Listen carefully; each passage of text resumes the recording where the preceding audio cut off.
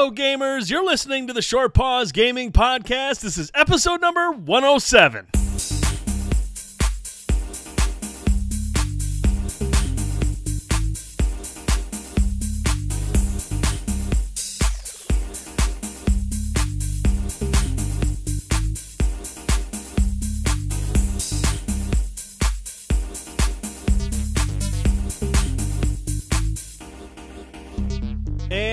Welcome back to another edition of the Short Pause Gaming Podcast. I'm Brent Felsing, and joining me tonight, the whole crew, Ben Boyce, Frankie Ayler, Bender Holt.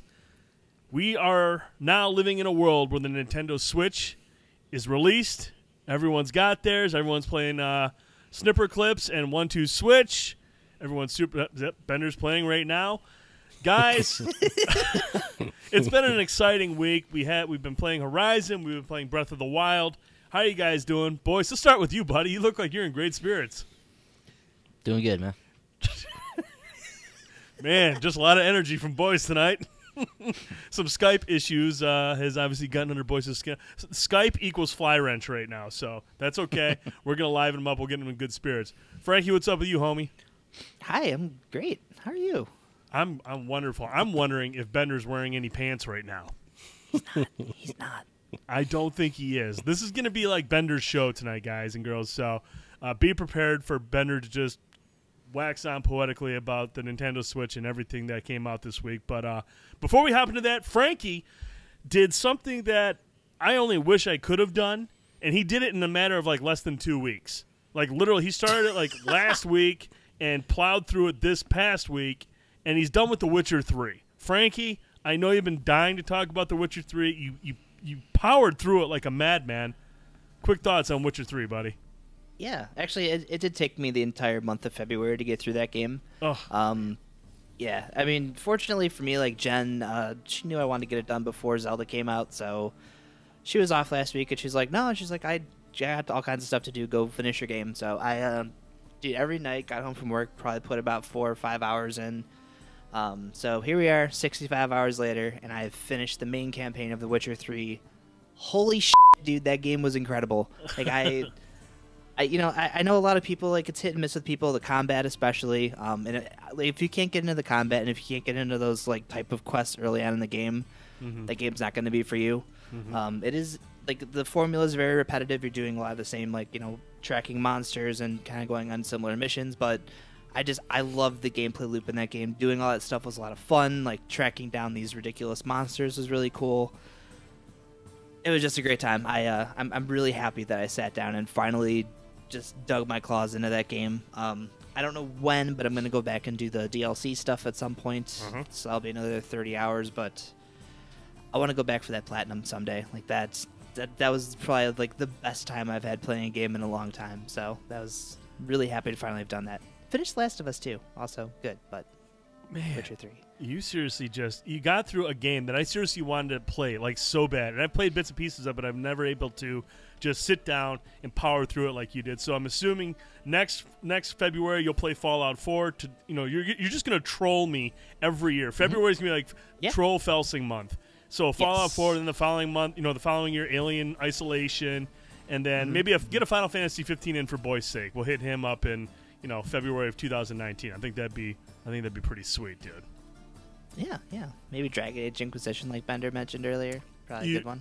Yeah, there you go. One more kick to the nuts. Thanks, buddy. I appreciate that. No, awesome. I'm glad you got through it. That it took nothing short of a miracle to get through a game like that in less than a month. So good to you. Now you have a clean slate for Breath of the Wild.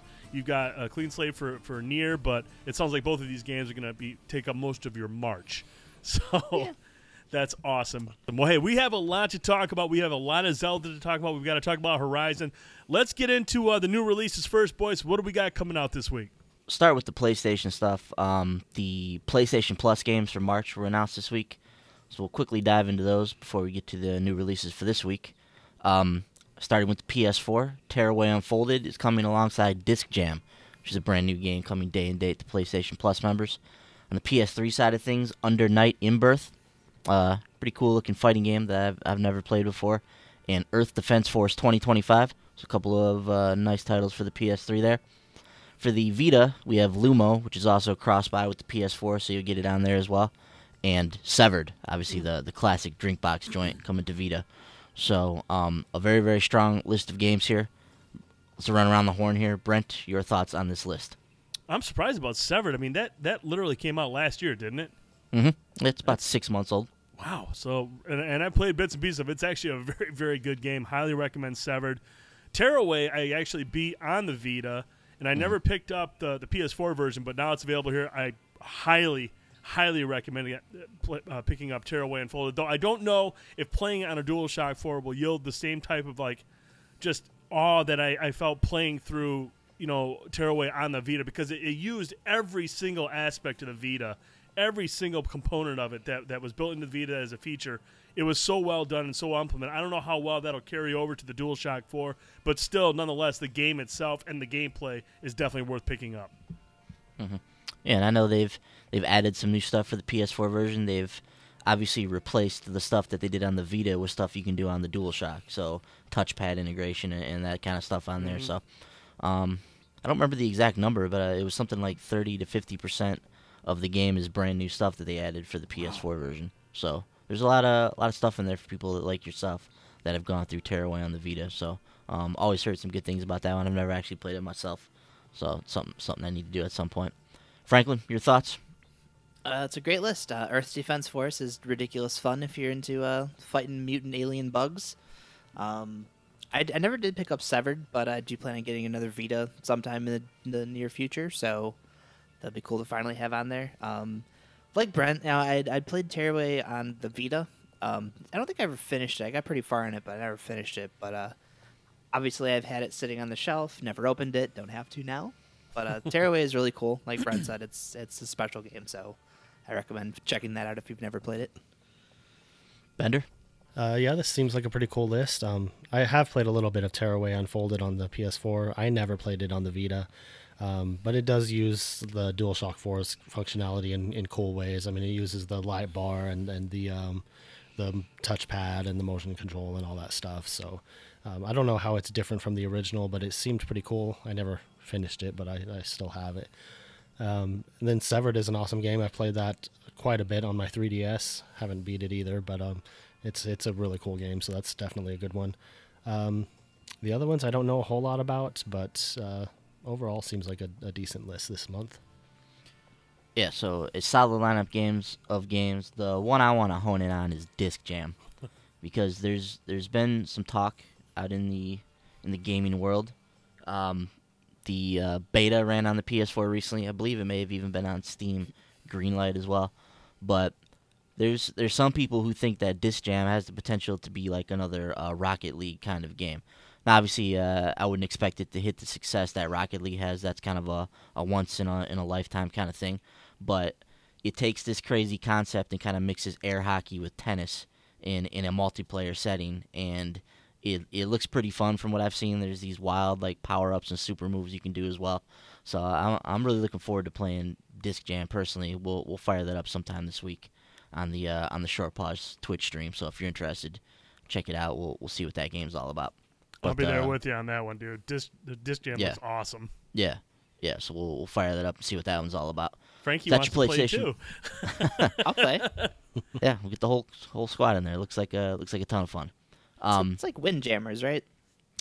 Possibly, Yeah, I've never 3D played Windjammers. Windjammers. I don't know a whole lot about how Windjammers plays, but it does involve a disc going back and forth. So there's that. I guess it could be Yeah. similar. Yeah, it looks like a lot of fun though, man. And like I said, there's some people that think this could be the next kind of crazy, Rocket League kind of success story where you blend these genres that don't really seem like they go together, and then add in some crazy hijinks, some multiplayer, and then you have a good time. So we'll see how Disc Jam turns out, but I'm excited to see it this week. All right, let's get into the other new releases for this week. Starting at the top of this list with Tom Clancy's Ghost Recon Wildlands. Brent, we set our piece on this game last week in terms of what we played in the beta. I've canceled my pre-order for this game. It just right now, there's too many other good games right now for me to even want to play this thing. I wasn't impressed by what we played in the beta. The cover system was not there. The stealth mechanics just were not there. Just the feel of the game was not there. The driving was terrible. It it's not what we wanted to see from this game, and I don't know. I feel like we're in the minority on this. I feel like a lot of people have enjoyed themselves with this game. I feel like this game's probably going to score really well when it comes out this Tuesday. From what I've heard other people talk about it, but I don't know what I'm missing, if I'm just missing the boat here. But to me, there's just too many other better games that are out right now to play. See, the thing is, man, and you mentioned that there are a lot of people out there like that, and some of the comparisons that I hear most is people are like, it's like GTA. It's this world you can do all this zany stuff. But see, and that's cool, and that's awesome. If that's what people are looking to do, more power to you.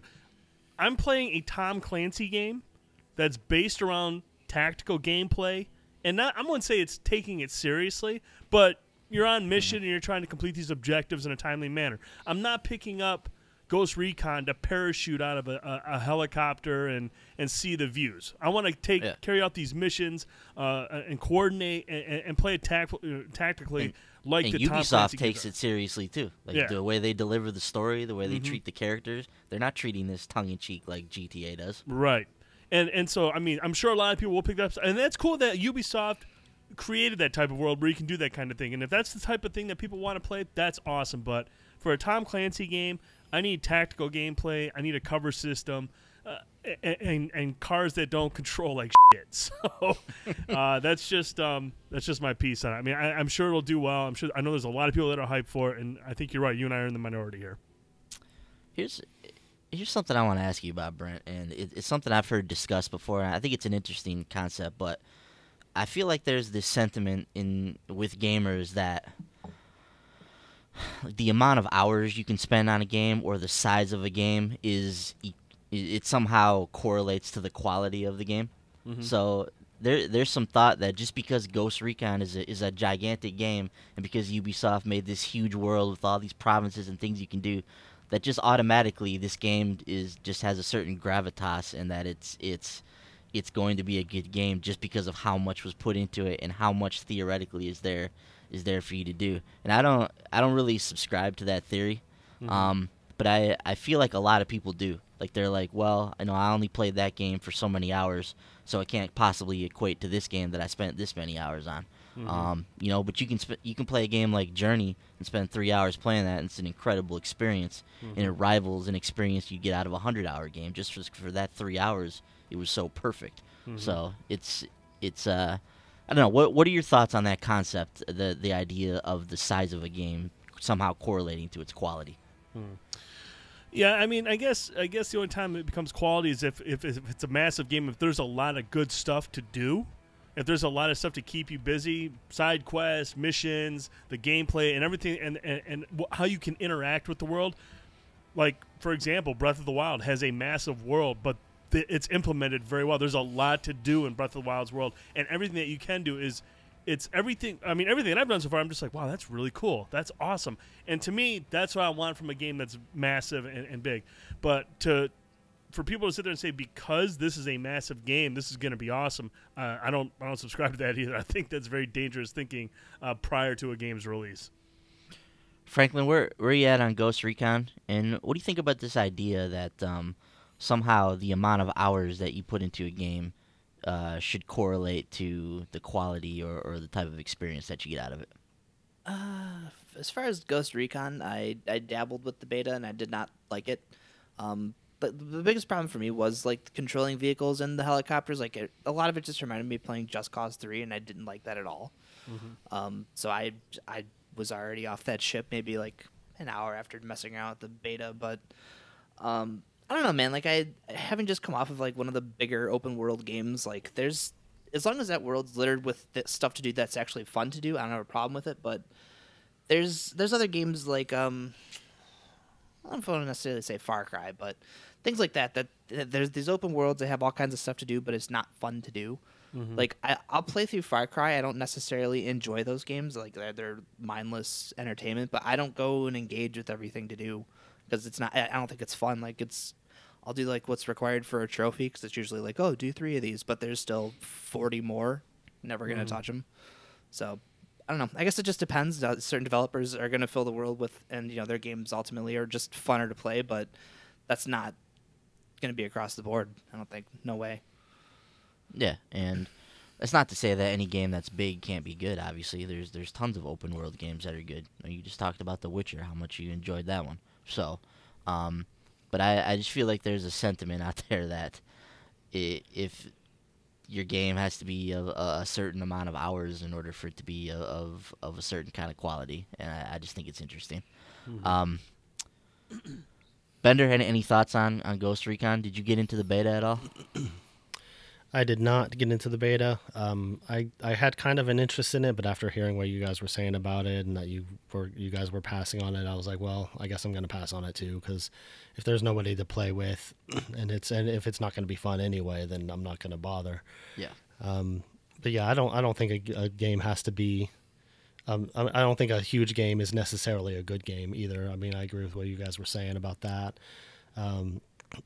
I mean, and if it's a game that's not fun, if I'm not enjoying it, I'm not going to want to put those hours into it anyway. So it's definitely has to have some content and lots of stuff to do, and not just a huge world. I was just reminded of something. Mafia 3, like that's probably my shining example here. Like the story in that game, the story is amazing, but trudging through that world, like doing all that stuff to get to those different story beats, almost not worth it. So like even if you have a quality story and a giant game, like if your like the gameplay loop is boring, I can't stand it. You know, Brent, you'll never be able to convince me that they shouldn't have just taken the Division's cover system and put it into this game. No matter what people may say, I just don't understand why they didn't just ape it, put it into this game. It's far superior to what's in Wildlands right now. So I don't know. Didn't Future Soldier have a pretty good cover system in it? A great cover system. Why wouldn't you just carry that one forward? No idea. Yeah. Disappointing. The kind of post-launch plan has been revealed for Wildlands as well, so they talk about some of the updates they're going to do, the Ghost Recon network that you'll be connected to. I'm not sure all that you can do with that, but that's kind of their social platform. The first two DLC, I'm not sure how many of these DLCs there's going to be, but Narco Road and Fallen Ghosts have both been revealed as the names of the first two pieces of DLC, and these are going to be substantial. There's going to be new missions, new vehicles, new weapons, new activities to do. So there's going to be a lot of stuff that goes into these DLC packages. So PvP is also coming. So if Ghost Recon is something that you're enjoying, or you pick it up and you enjoy it, you're going to have a lot to do in the near future. And make no mistakes, this game is enormous. I mean, when we jumped into the beta there, we didn't even get out of the first province. We couldn't even get to the second one. Partly because we couldn't drive there because it was so horrid to drive a vehicle. But, so this game is enormous. You're going to have a ton of stuff to do. So if you do find some enjoyment with this game, you're going to be busy for a long, long time. Broke records for Ubisoft in terms of beta, too.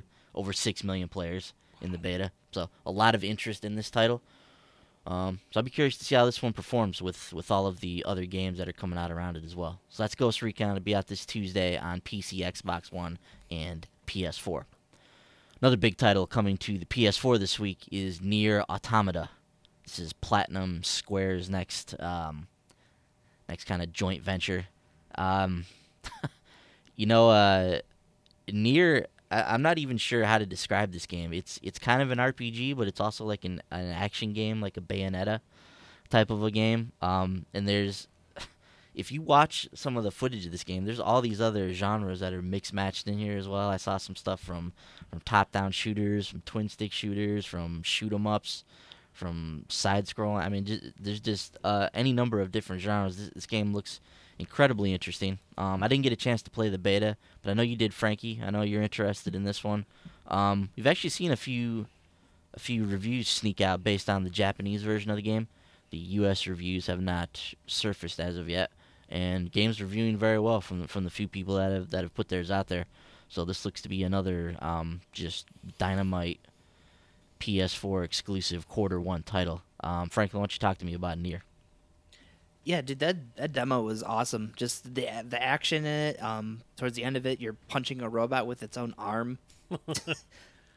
That's my kind of game, man.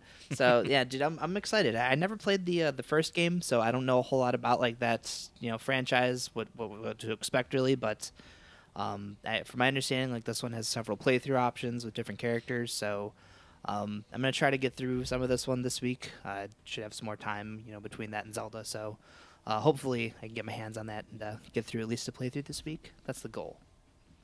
Cool. I'm excited. Also of note, this one coming to the PC on March 17th. Bender, any interest in Nier Automata? I'll probably pick it up at some point. It's not a high priority for me. I honestly wasn't blown away by the demo. I thought it was good, but not great. Mm-hmm. But it wasn't bad at all. So I mean, it's something I'll look into at some point. But right now, I want to get through Zelda, and then I want to go back to Horizon, get through that, and then we'll see what we're looking at after that point. That was Bender for that game. Sucked. That was basically. I'm just playing. Brent, Nier Automata, and I was talking about those reviews, dude. We have 6 of them that are going towards the meta score right now. It's got a 94 on Metacritic with those 6 scores. Coming off of what things like Horizon and Zelda, and earlier this year with even something like For Honor and Yakuza, and these games that are just scoring in the stratosphere. What are your thoughts on Nier right now, dude? Oh, I was sold after the demo. I mean, I'm definitely on board for this. I actually have a pre-order, but I can't start it right away. If I try starting a third game, a game that's going to take a while to play through Nier, it's for all intents and purposes, it sounds like Nier's a lengthy game as well. So I can't start it, but that is on my docket for this month. But I got to play through. I'm playing through Breath of the Wild on the go, and then I'm playing Horizon when I'm home and chilling at home. So I've got 2 massive games that I'm trying to get through. And then I'm hoping later this month I can maybe fire up Nier. But I'm really interested in this game. Love the demo. I thought that boss battle that Frankie was talking about, how you can go after this big robot, tear its arm off, and then beat it to death with it. I thought that was awesome. And the game looked and ran great. And, like you said, we saw the video that showed like all these different type of gameplay elements, the shooter, the shmup, and all this stuff. It looks awesome. And so I'm really interested. I didn't know all that was in there, so I thought that was awesome. I noticed it from the demo. I mean, there's a couple areas in the demo where you kind of get to see all these different types of vantage points that you're playing from, and it's just it was really, really fun, and this was a no-brainer for me. The other cool thing is I was reading some of those reviews, and the story in this game apparently is excellent. Mm-hmm. So that's probably the Square RPG part of it coming into play. And then Platinum's hopping in there with the dynamite action. So yeah, it looks like this could possibly blend the best of both worlds. I think the game looks awesome. It's just, man, it's like you said. There's just so many games coming out right now. It's just how do you play them all? So yeah, look out for Nier. This could be another just Metascore blockbuster that's coming out in Q1 here. I mean, this is just silly at this point. This is disgusting. The amount of titles that have come out in the first 3 months of this year and that are still due to come out. Mass Effect hasn't even come out yet. It's laughable, really. So as we all try and figure out how we're gonna play all these games, Nier will hit store shelves this Tuesday for the PS4, and once again, PC March 17th on that one. All right, moving on with the PS4 games now. Disc Jam we already talked about. That's coming out this Tuesday. Once again, day and date for the PlayStation for PlayStation Plus members. Now, this next one looks awesome. It's called Too Dark. It's from the creator of Alone in the Dark. It's coming out Friday, March 10th. And I don't know, Brent, how would you describe this game? As like I don't know, it's not really side scrolling. It's kind of like a top down adventure, survival horror type of game. How would you describe Too Dark, man? Whatever it is, it looks cool. Yeah, it's like a top-down. There's stealth elements to it. You got to make it through these levels, rescue these kids, and then you've got these just disturbing people wandering about, trying to kill you. And it just looks very atmospheric. It looks very, very grim, but it's got a cool art style to it. And I'm definitely looking forward to Too Dark. Yeah. One looks really, really cool. If it was coming out earlier in the week, we'd feature it on the spotlight, but it's not coming out till Friday, so we won't be able to slide it in there. But Frank, you got some interest in this one too, right? Yeah. The art style looks interesting. I don't remember a whole lot about Alone in the Dark, but I know that's another one that horror fans seem to enjoy. So that's what drew me to this. I kind of stumbled across it because I was looking up something for that game, and then Too Dark popped up, and I was like, oh, this looks really cool. So I didn't realize it was already sneaking out this week. So that's great. Yeah, coming out this Friday. Bender, as our resident horror fan, I mean, you gotta be through the roof for this one, right? I don't know how scary it can be with that pixelated art style. You'd be go surprised. play Uncanny Valley. Yeah. Oh, really? It's, it's one of the things I mentioned with Uncanny Valley, but it's really interesting how games like this, how games with a not so much too dark, but Uncanny Valley has a very crude art style, but the way it's able to create tension through the atmosphere and the sound design, I just think is really interesting. So it's kind of surprising how unnerving these seemingly cartoony or not realistic looking games can be, and I'd imagine Too Dark has the opportunity to do that as well. The story trailer for the game is really dark, so looks like it's gonna have some disturbing stuff in it. Yeah, that one's coming out Friday. Looks really, really good. I want to get in on that one too. Lego Worlds is coming out this week, so this is kind of the Minecraft take on Lego. I think this game looks sweet. Nothing like building Legos. Loot Rascals, I don't know, like a isometric adventure game. Looks kind of interesting. Coming out this week. Talisman Digital Edition is a cross-buy title with the Vita. I believe this is like a card battling game. The latest in the Atelier series, Atelier Fierce, The Alchemist and the Mysterious Journey. It's coming to the PS4 this week. Sub-Level Zero Redux. Franklin, this showed up on your doorstep, right? Sure did. Thanks to the fine folks at Signature Games. Yeah, was that signed by the development team, too? Yeah, but they're, not real signatures, of course, but... Oh. Wow, that's still cool. Yeah. And this one actually looks really good. It's inspired by Descent, the old computer game from way back in the day, and I like what I've seen of it. It actually looks really neat. So if you ever break that open, let us know how it goes. Gem Smashers is a strange looking puzzle game coming to the PS4. Shift Happens, we talked about last week on the Xbox One. It'll be out on the PS4 this week. Clicker Heroes. This is a genre of games I don't get. Like, I don't get the clicker games. I really, really don't understand them. So I don't know if I'm just old and I just don't get it. But Yes. this is one of those games where you just click, click how stuff. How do you feel about phone games? I don't like phone games. Exactly. There you go. This genre is for phone games. I don't know why this is on consoles. This and Adventure Capitalist, I think, is the other one. Yeah, I don't get it. So, anyways, Clicker Heroes will be out this week. Dino Dini's Kickoff Revival. This is another cross-buy title with the Vita. I actually think this looks kind of cool. It's just kind of a throwback to some of the soccer games I used to play on, like the Super Nintendo. Total Jigsaw, which is a puzzle game. Literally, you make jigsaw puzzles with it. Marvel vs. Capcom 3, Ultimate Marvel vs. Capcom 3, getting its retail version through GameStop this week. Might have to get in on that. I like the cover art on there. It's badass. Yeah, but you do. It's such a great game. I'm happy that it slid back into Evo this year to kind of ride off into the sunset. Barely properly. slid back in. Barely slid back in, but it slid back in. Damn fucking tournament fans. Some interesting titles coming to PSVR this week as well. Headlined by this Cyber Danganronpa VR: The Class Trial.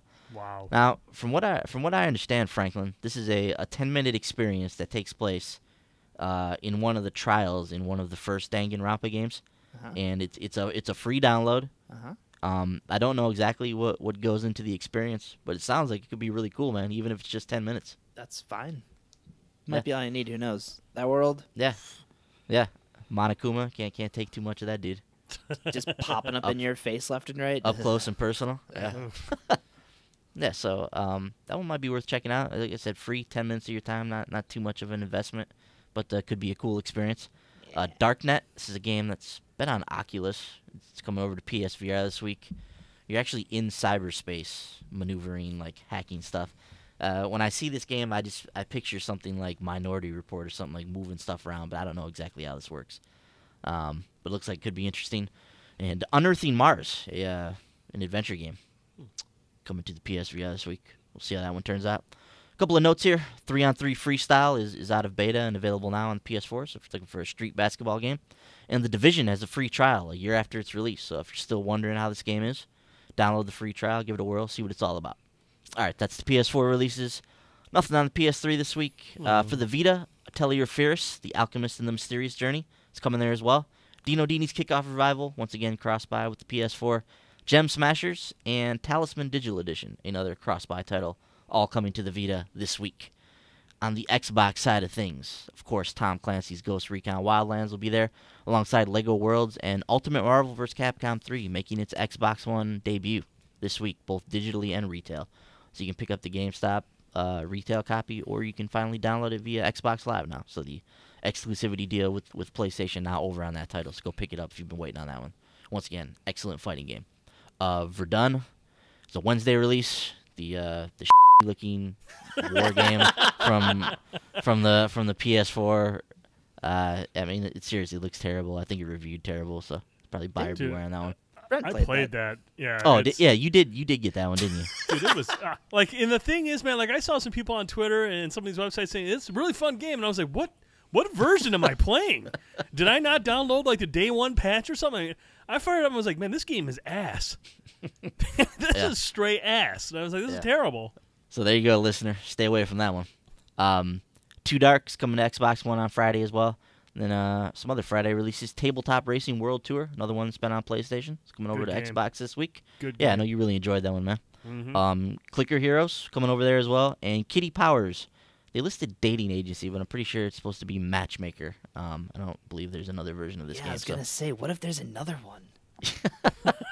I think they've just got the one so far, so we'll go with Kitty Powers Matchmaker, also coming to Xbox One this Friday, and of course the Division's free trial is available now there as well. Let's get into the Nintendo stuff now, guys. We have a new entrant in the Nintendo column now. Obviously the Switch is out now, so we can go over Switch releases. Just one this week. Very cool looking one though. It's one I'm probably gonna pick up. It's Blaster Master Zero. So if you remember Blaster Master from the NES, this is kind of a throwback to that. I like what I've seen of this game. Looks like a throwback to the glory days of the NES. This thing's only $10 too, so this will be coming to my Switch this Thursday. That's all we got for the Switch. Understandable, obviously the system just launched, so all those games that came out last week are tiding you over. As far as the Wii U, what we missed last week, a couple of TurboGrafx 16 Virtual Console games, Dungeon Explorer and Newtopia are available now for $5.99. Don't know anything that's coming to the Wii U this week. Don't know anything that's coming to the 3DS this week. We didn't miss anything last week. So, pretty bare Nintendo. It's clear they're focused on the Switch right now, and everything else is kind of just festering. So we'll see how that goes from here. Thank you, Mr. Boyce. All right, guys. Now we got the new releases out of the way, and now Bender's gonna do like Sylvester Stallone, and over the top, he's gonna turn his head around and be like, "It's like a Switch, you know?" Because we're gonna let Bender kind of just share his feelings now. He's been waiting a long time. The Nintendo Switch is out. We all picked up our systems this past weekend. I want to get you guys' thoughts, but I want to start with Bender first. Bender, the Nintendo Switch is here. You've been playing Breath of the Wild, but I want to start with the Switch first. I want to get your initial impressions of the system, things you like, things you don't like, things that could use some work. For the most part, I really love it so far. I think it's really cool. I enjoy having the option of playing it in handheld mode, which I have been doing quite a bit. And I have a Pro controller, so I've been playing it docked as well. I like the way the Joy-Cons feel. I mean, we were talking about this earlier, but I mean, if you slide both of them out, you can hold one in each hand, and it feels actually pretty natural to play that way. So I've been doing that a little bit. It's good. I mean, the UI is good. The touchscreen is good. I mean, if I had to mention something I don't like about it so far, I mean, going on the eShop, it's pretty sparse right now. Mm-hmm. Not a lot of games on there. The ones that are there are cool games, but I noticed that when you buy games on the eShop, there's no like shopping cart type of functionality where you can buy multiple games at once. You have to buy them each individually. Mm-hmm. And another thing I noticed I didn't like is when I bought a few games on there, it made me enter my credit card information every time. Oh, it doesn't let you do like on the 3DS or Wii U, it was like save this card information for any future purchases. I couldn't find any option for doing that, which is weird because, like you said, the Wii U and the 3DS both had that option. Mm-hmm. I couldn't find it, so I don't know if that's something that's going to be patched in at some point. But that was a little annoying. But just a couple of minor complaints. Otherwise, I do really like the hardware. I think it feels really good to play. I love that you can play it anywhere. That you can play a huge game like Zelda anywhere you go. I think that's awesome. So I got Zelda and I got Bomberman. I downloaded Snipper Clips and Fast Remix.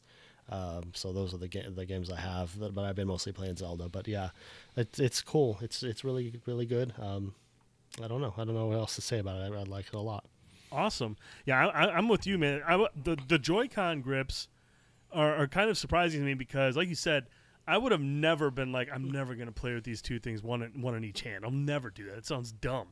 And then I tried doing it just for fun. I was like, I'll just quick do this so I can confirm my suspicions. But I did it, pulled them out, and started playing. I was like, this actually feels pretty natural. It's not too difficult just to sit back and have it up on tabletop mode and have one in one hand and just kind of play through it. I still haven't done the thing where you turn one Joy-Con and use it as your primary controller. I don't think I tried. I did it just mess around and play a game, and I was like, yeah, I won't do that ever. But I do like the Joy-Cons individually in their hands as well. I definitely agree with you on that one. Frankie, let's get your initial impressions of the Nintendo Switch.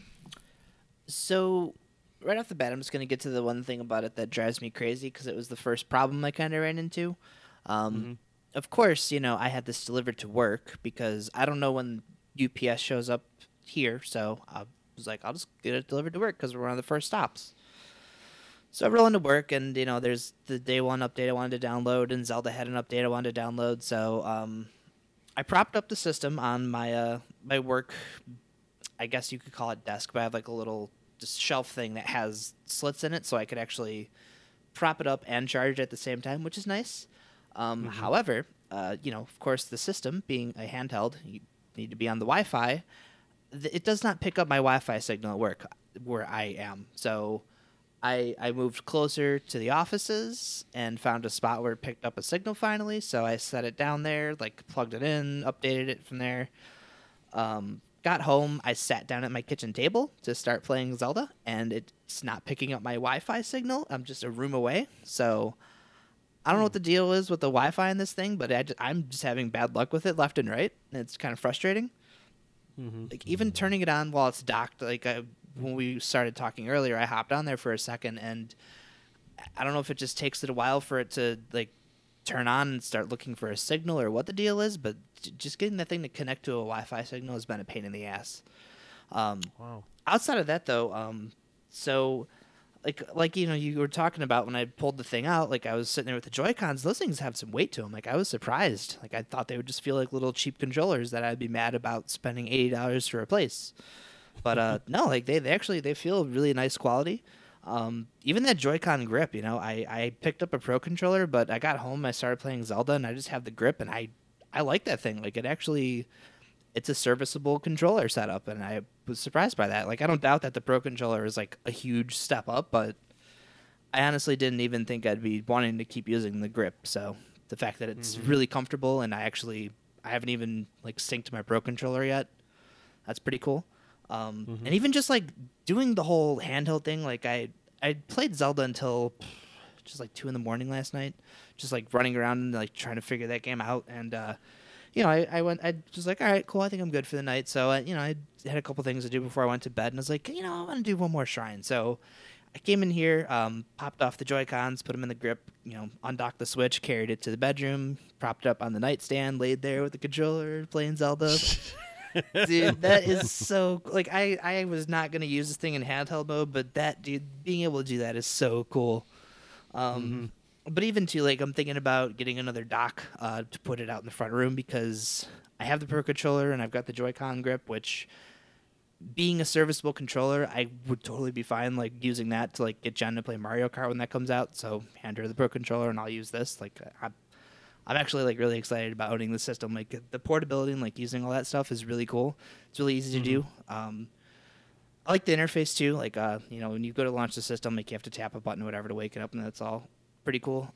But the store interface is nice. It doesn't look like you can pre-order anything, which is kind of a bummer.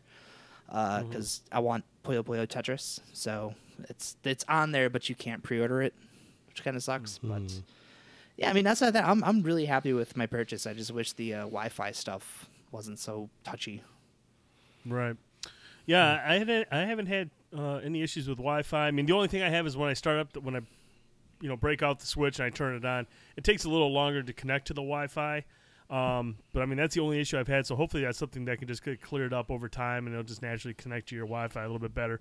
The other thing you mentioned that I thought was interesting is, I love this system in tabletop mode or on the go. I think this is just a fantastic system on the go, and playing these games like Breath of the Wild of such scope and scale, and having it in a handheld is just awesome. I played it. I have it docked right now, and I'm playing it on like a 32-inch monitor, a much smaller monitor that I use for streaming. I tried hooking it up to my 4K TV, which is 50 inches, and I mean the difference in quality is actually pretty daunting, considering if it's on a bigger screen, and it's just not as clean an image as I would like on a bigger screen. Now, when I play it on my TV, my monitor, the 32-inch looks fine, looks pretty good for what it is. But I just think playing it portable is just, in my opinion, the best experience so far. I love it. That's how I wanted to play this system. Use the system was more on the go, but I do prefer playing in a portable mode. It's just fantastic. It's a well done system. It's not heavy, and I can sit there and play it for a while and not have any issues. So I really dig that. And I do like if you do prop it up, you can still use the Pro controller to play it in tabletop mode. So I thought that was really nice as well. So I agree with you on a couple points there too, Frankie. But boys, let's go to you, man. Now I want to talk about the Switch, but I also want to talk about some of the accessories. Screen protector. Let's get your thoughts on the Nintendo Switch, buddy. Yeah, first of all, screen protectors can kiss my ass. The first thing I do whenever I get a device that has an LCD screen or a touch screen or anything like that, I always get a screen protector for it. So my phone, my Vita, all that stuff, it's all got screen protectors on it. It's the first thing I always do. So with the Switch, I was like, okay, I'm going to have to get a screen protector for this thing. So I actually went to buy one the night before. They didn't have any in stock yet, so I had to go back on launch day. Picked one up. I actually got the last one from my local GameStop. It was the $7.99 one, Frankie. I don't know if that's the official Nintendo one or whatever it is. But I bought that one, brought it home, and went to try and put the thing on. And somehow, like, a piece of dust or something got stuck under there. So I'm, like, smoothing everything out, and then this little dust thing is under there. And it's bothering the hell out of me. Oh, boy. I'm like, it's in a spot where it was, like, bothersome. I probably wouldn't see it when I'm playing the game, but I get OCD about things like this. So this little speck's under there.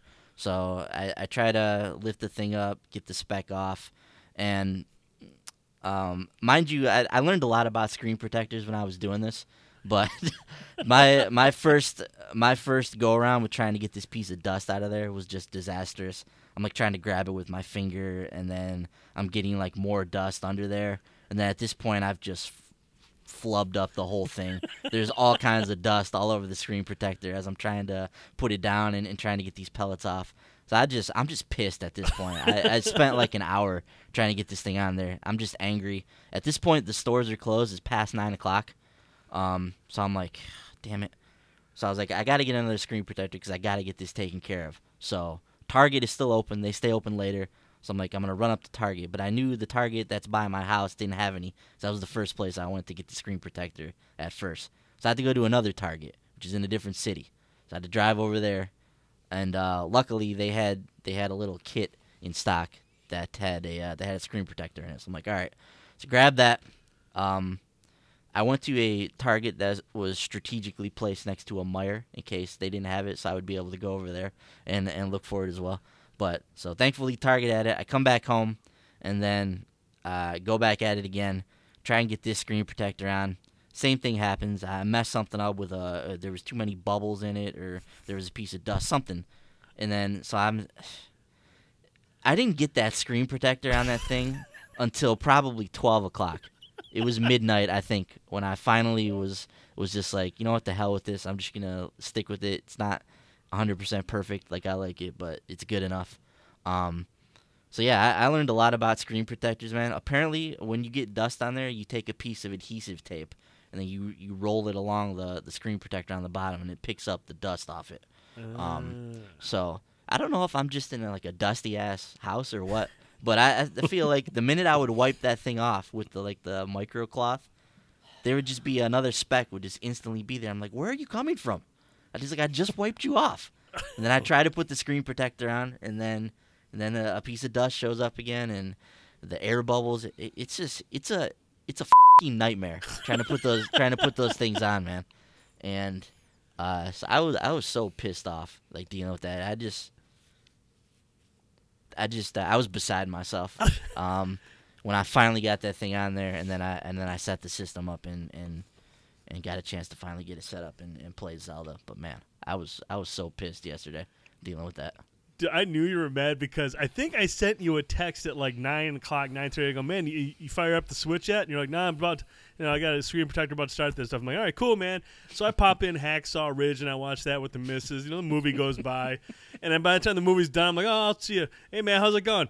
I don't know. I just got back from Target with my second screen protector. I'm still trying to do this thing. I was like, I'll just talk to him tomorrow. So I knew he was pissed. I was like, man, I just sat through a 2-hour movie and you're still dicking around with the screen protector? Come on, man. Dude, I hate doing that stuff because I get anal and OCD and like perfectionist about stuff like this. And yeah.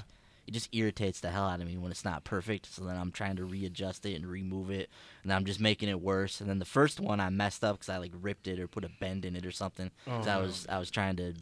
So that's why I had to go back to the store and get another one. So it's just it was just a disaster. So the moral of the story is just do it right the first time or pay somebody else to do it for you because screen protectors suck. They do. So, I put it on my Vita. I put it on my phone, and it went okay. For some reason, I don't know if it's just because this is a bigger screen and it was just more technique involved in this one. But man, what a nightmare. Man, good times. Well, now that you got that out of the way, what's your overall impressions of the system handling it and whatnot? You guys are gonna make me be the bad guy here now, right? Yeah, that's what we were hoping for. That's my job here. Look, I like the Switch. I like the concept of it. The screen is beautiful on this thing. Like Zelda looks awesome on here. It's really cool. In fact, Zelda looks better on the screen, like you were saying, Brent, than it does on the TV. So Zelda looks awesome. Snipper clips, awesome. Like the screen on the system is really, really good. The concept of the Switch is really good. Like I don't know if they changed something in the update, but it seems like when I was watching a demo of the unit, I thought that you had to like press a button or something when you switched from like handheld to TV mode. But it seems like it just does it right away now. I feel like when I was watching demos before, like you had to hit buttons or something. But yeah, it's seamless. It goes instantly from the TV to the handheld. You can carry it with you wherever you go. So that's awesome. The UI on the system is awesome. It's basically just a carbon copy of the PS4 UI for all intents and purposes. It's very similar to that. It's obviously very bare bones right now. There's not a lot there. But what's there is snappy and works good. So it's easy to use, easy to navigate. My thing is I just don't really like the Joy-Cons. They just don't feel good to me. And it could just be the way my hands are, and I don't have really big hands. So it's very awkward for me to hold the Joy-Cons. Here, I have the Switch right here. I'll try and explain what's going on here. But when I hold the system, it's like it's natural for my thumb to be on the buttons right here. And the fact that the stick is underneath the buttons, it's uncomfortable for me to have my thumb on the stick and then have to move it to the buttons. Right. It just doesn't feel right. So as I'm playing this thing, I'm constantly moving my hand around as I'm trying to like shift down here, and then I move it up here to use a button, and then it's never in one spot, and it bothers the hell out of me. And it always feels like my hand is like in a cramped position when I'm trying to hold the right Joy-Con. The left one feels fine. Like where that one sits is fine. But for whatever reason, I think it's just the placement of the stick being underneath the buttons. And Bender, you mentioned something about this when you originally tested the Switch. The fact that the buttons were it was weird to have the stick beneath the buttons. And I just haven't been able to get past that in terms of the Joy-Cons. So it's affected my ability to enjoy the system in handheld mode, which is where I really want to enjoy the system because I feel like that's where it shines. Like you said, Brent, the game on the TV, it looks fine, but it's not, to me, it's not the best way to experience the system right now, because the games look better on there, and it's just disappointing. Maybe I just need to spend some more time with it, but after last night and today spending time with it, it just hasn't felt right for me. Now, I had to do that because I didn't have the Pro Controller yesterday, but the Pro Controller arrived today, and it's just night and day for me, dude. I put Zelda in the docked, played it on the TV, and it feels so much better with the Pro Controller playing it on the TV. It's incredible. It's like a completely different experience handling it on there. So I'm disappointed in that way because I want to play it more on the go, but I just don't like the feel of it right now. I'm not really a big fan of the way the sticks feel on there either. The buttons are really small, so that's kind of been a thing for me as well. So I'm not a huge fan of the Joy-Cons at this point, and it's affecting my ability to enjoy the way these games control. That's kind of where I'm at on the hardware. I like the idea of it. I like the whole concept of it. They're kind of thin too. I feel like I wish they were more rounded or bulkier, like I had something better to grab onto. But I feel like they're like kind of just slipping through my hands a little bit because there's not more there. It's almost too thin. But like I said, it might just be the way my hands are. Like I said, I don't have huge hands, so it's awkward for me to hold this thing, and I haven't been able to really enjoy it in handheld mode like I want to. But now that I have the Pro Controller, it's a much better experience on the TV controlling it. I think the Pro Controller feels great. Like the way the sticks feel on there, the buttons are a lot larger, the triggers feel much better on there. So all that stuff feels great on the Pro Controller, but I want to enjoy it in handheld mode, and I haven't been able to. Yeah, hopefully that's something you can adjust to. But I there's a couple things. I think the Joy-Cons are serviceable. If you're on the go and it's something that you can use the Joy-Con controller to slip those into if you want to play a little bit more traditional style. But for me, and it's the same way with the Vita. When you have these smaller sticks, I feel like I don't have the precision and accuracy. Now, I'm not saying that's for everybody. I mean, I've gone and played Killzone and got my ass kicked by people who have controls just fine. Killzone Mercenary with the Vita. So I know it's just me, but I feel like I have more range with the Pro Controller. And like you said, I felt it was more night and day, especially when Link is using his bow and arrow for a distance shot. When I'm using the Joy-Con controllers, I need to. It feels like it's a little too sensitive. Like I'm kind of all over the place. Not like crazy, but it's hard to line up headshots. Where when I use the Pro Controller, the sticks feel like I have much more range. The sensitivity feels better. I can line up a headshot much easier with the Pro Controller. Now, I'm not saying the Joy-Cons are terrible either. I just, but I am clumsy on there as well. Like you said, kind of going up and down for the buttons. I've made many mistakes using the Joy-Cons. I haven't made those mistakes with the Pro. I think it's just going to take me some time to adjust to that controller, but the more I use the Pro Controller, that's probably going to make the adjustment a little bit more difficult when I do go back to the Joy-Cons. But no, it's pretty much the same results with me when I play with the Vita. There's sometimes where I need a little bit more precision that I just don't have it unless I'm using a traditional controller. Yeah, it's just for me that right side, man, with that stick right underneath the buttons. It feels very uncomfortable for my thumb to move back and forth between those. When I'm using the stick, I have to physically slide my hand down the unit a little bit so it's more comfortable on the stick. Then I have to slide it back up when I want to use the buttons or get to the triggers, and it's just an uncomfortable experience. Also, no D-pad on the Joy-Con, which is disappointing. I mean, to play like a fighting game or to play like a 2D game like Blaster Master when that comes out, like that's something I'm gonna want to play with a D-pad, or Shovel Knight. That's something I like to play with a D-pad. And the arrow buttons are just not a substitute for that. So I could see them offering something at some point down the line, but then what am I gonna have to do? Shell out $50 for a right Joy-Con that's got a D-pad, Right. And I don't know if that's something I want to get into. The kickstand on this thing is terrible too. Like I don't know why it was designed that way, but that thing is gonna break at some point. I don't know when, but it's not very sturdy. Yeah. Mine already popped off once. Yours already came off once. You can pop it right back on, Yeah. but yeah, it comes off. Yeah. So that. Does it come off? I didn't even know it came off. Yeah. Yeah. It does. So It's I'm not it's sure probably not what supposed was to. behind. It's probably not supposed Don't to. pop it off just to try. You probably don't want to do that. So I'm not sure what was behind the design on the kickstand, but don't like that either. So, So. what are you gonna do when Street Fighter 2 comes out?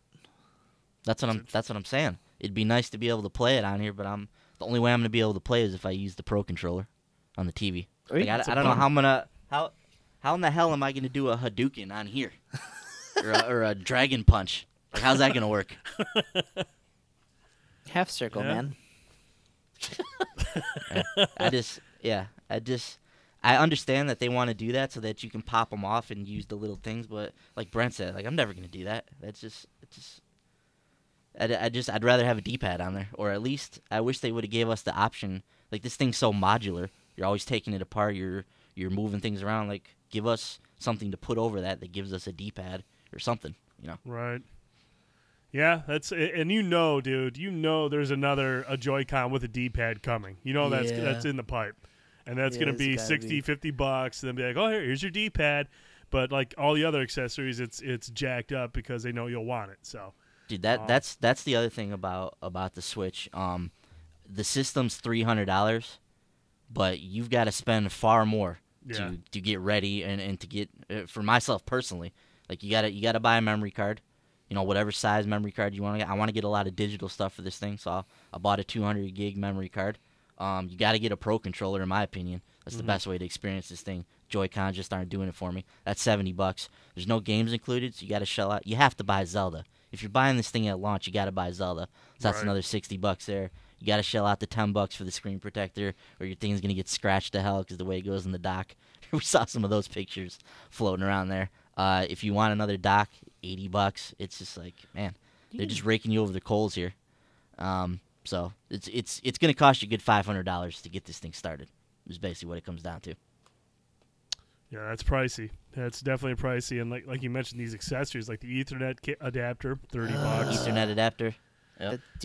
That thing's almost necessary for me at this point. Like, I wasn't gonna bother, but if I can't get this damn thing to connect to the internet, even just docked half the time, right? That kind of sucks, especially if I'm trying to download games.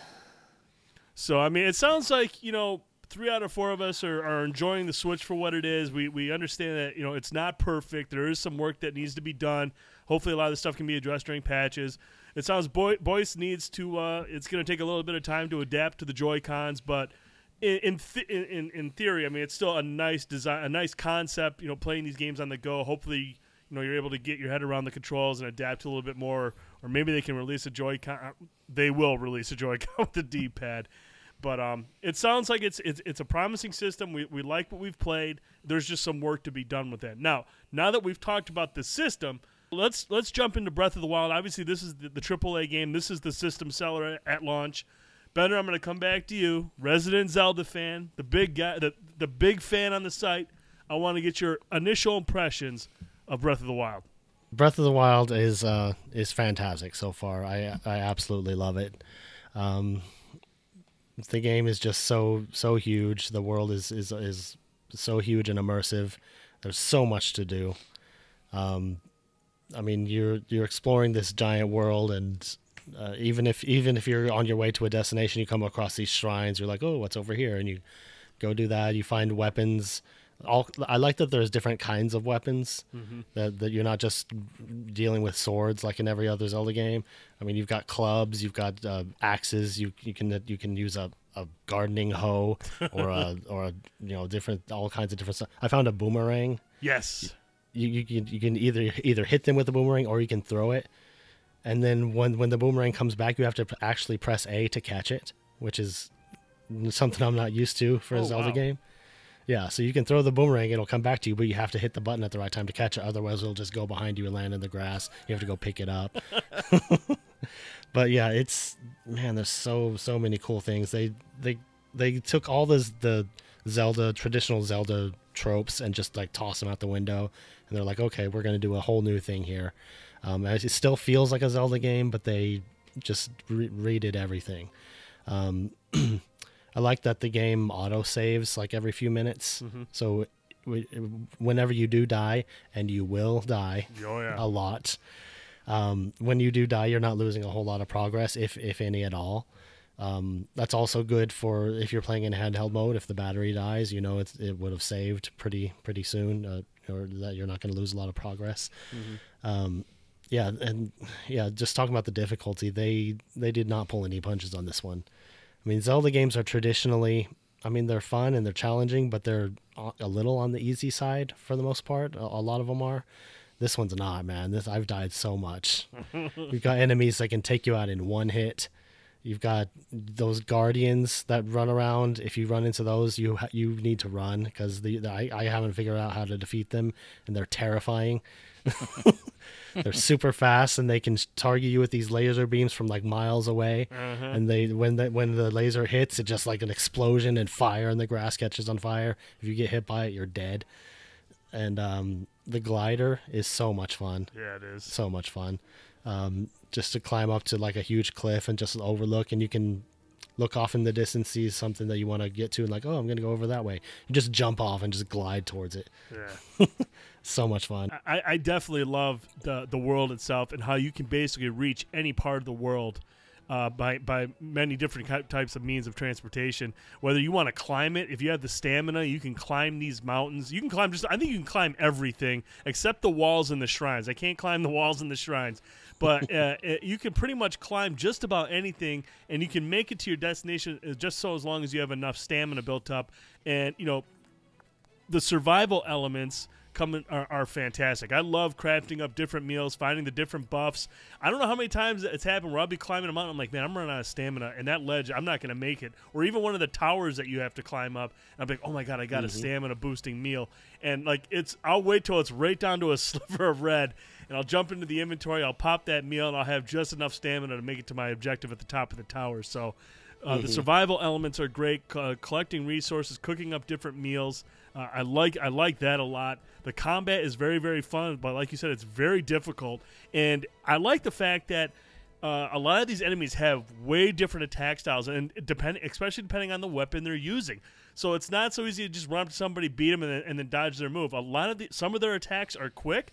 Some of them are slow building, and some of them have multiple attacks they'll come at you with, and it's just a very challenging game combat-wise, but I absolutely love it when you're able to dodge that strike from an enemy at the right moment, and it brings up the slow motion. What's it called? The Fury attack or Fury?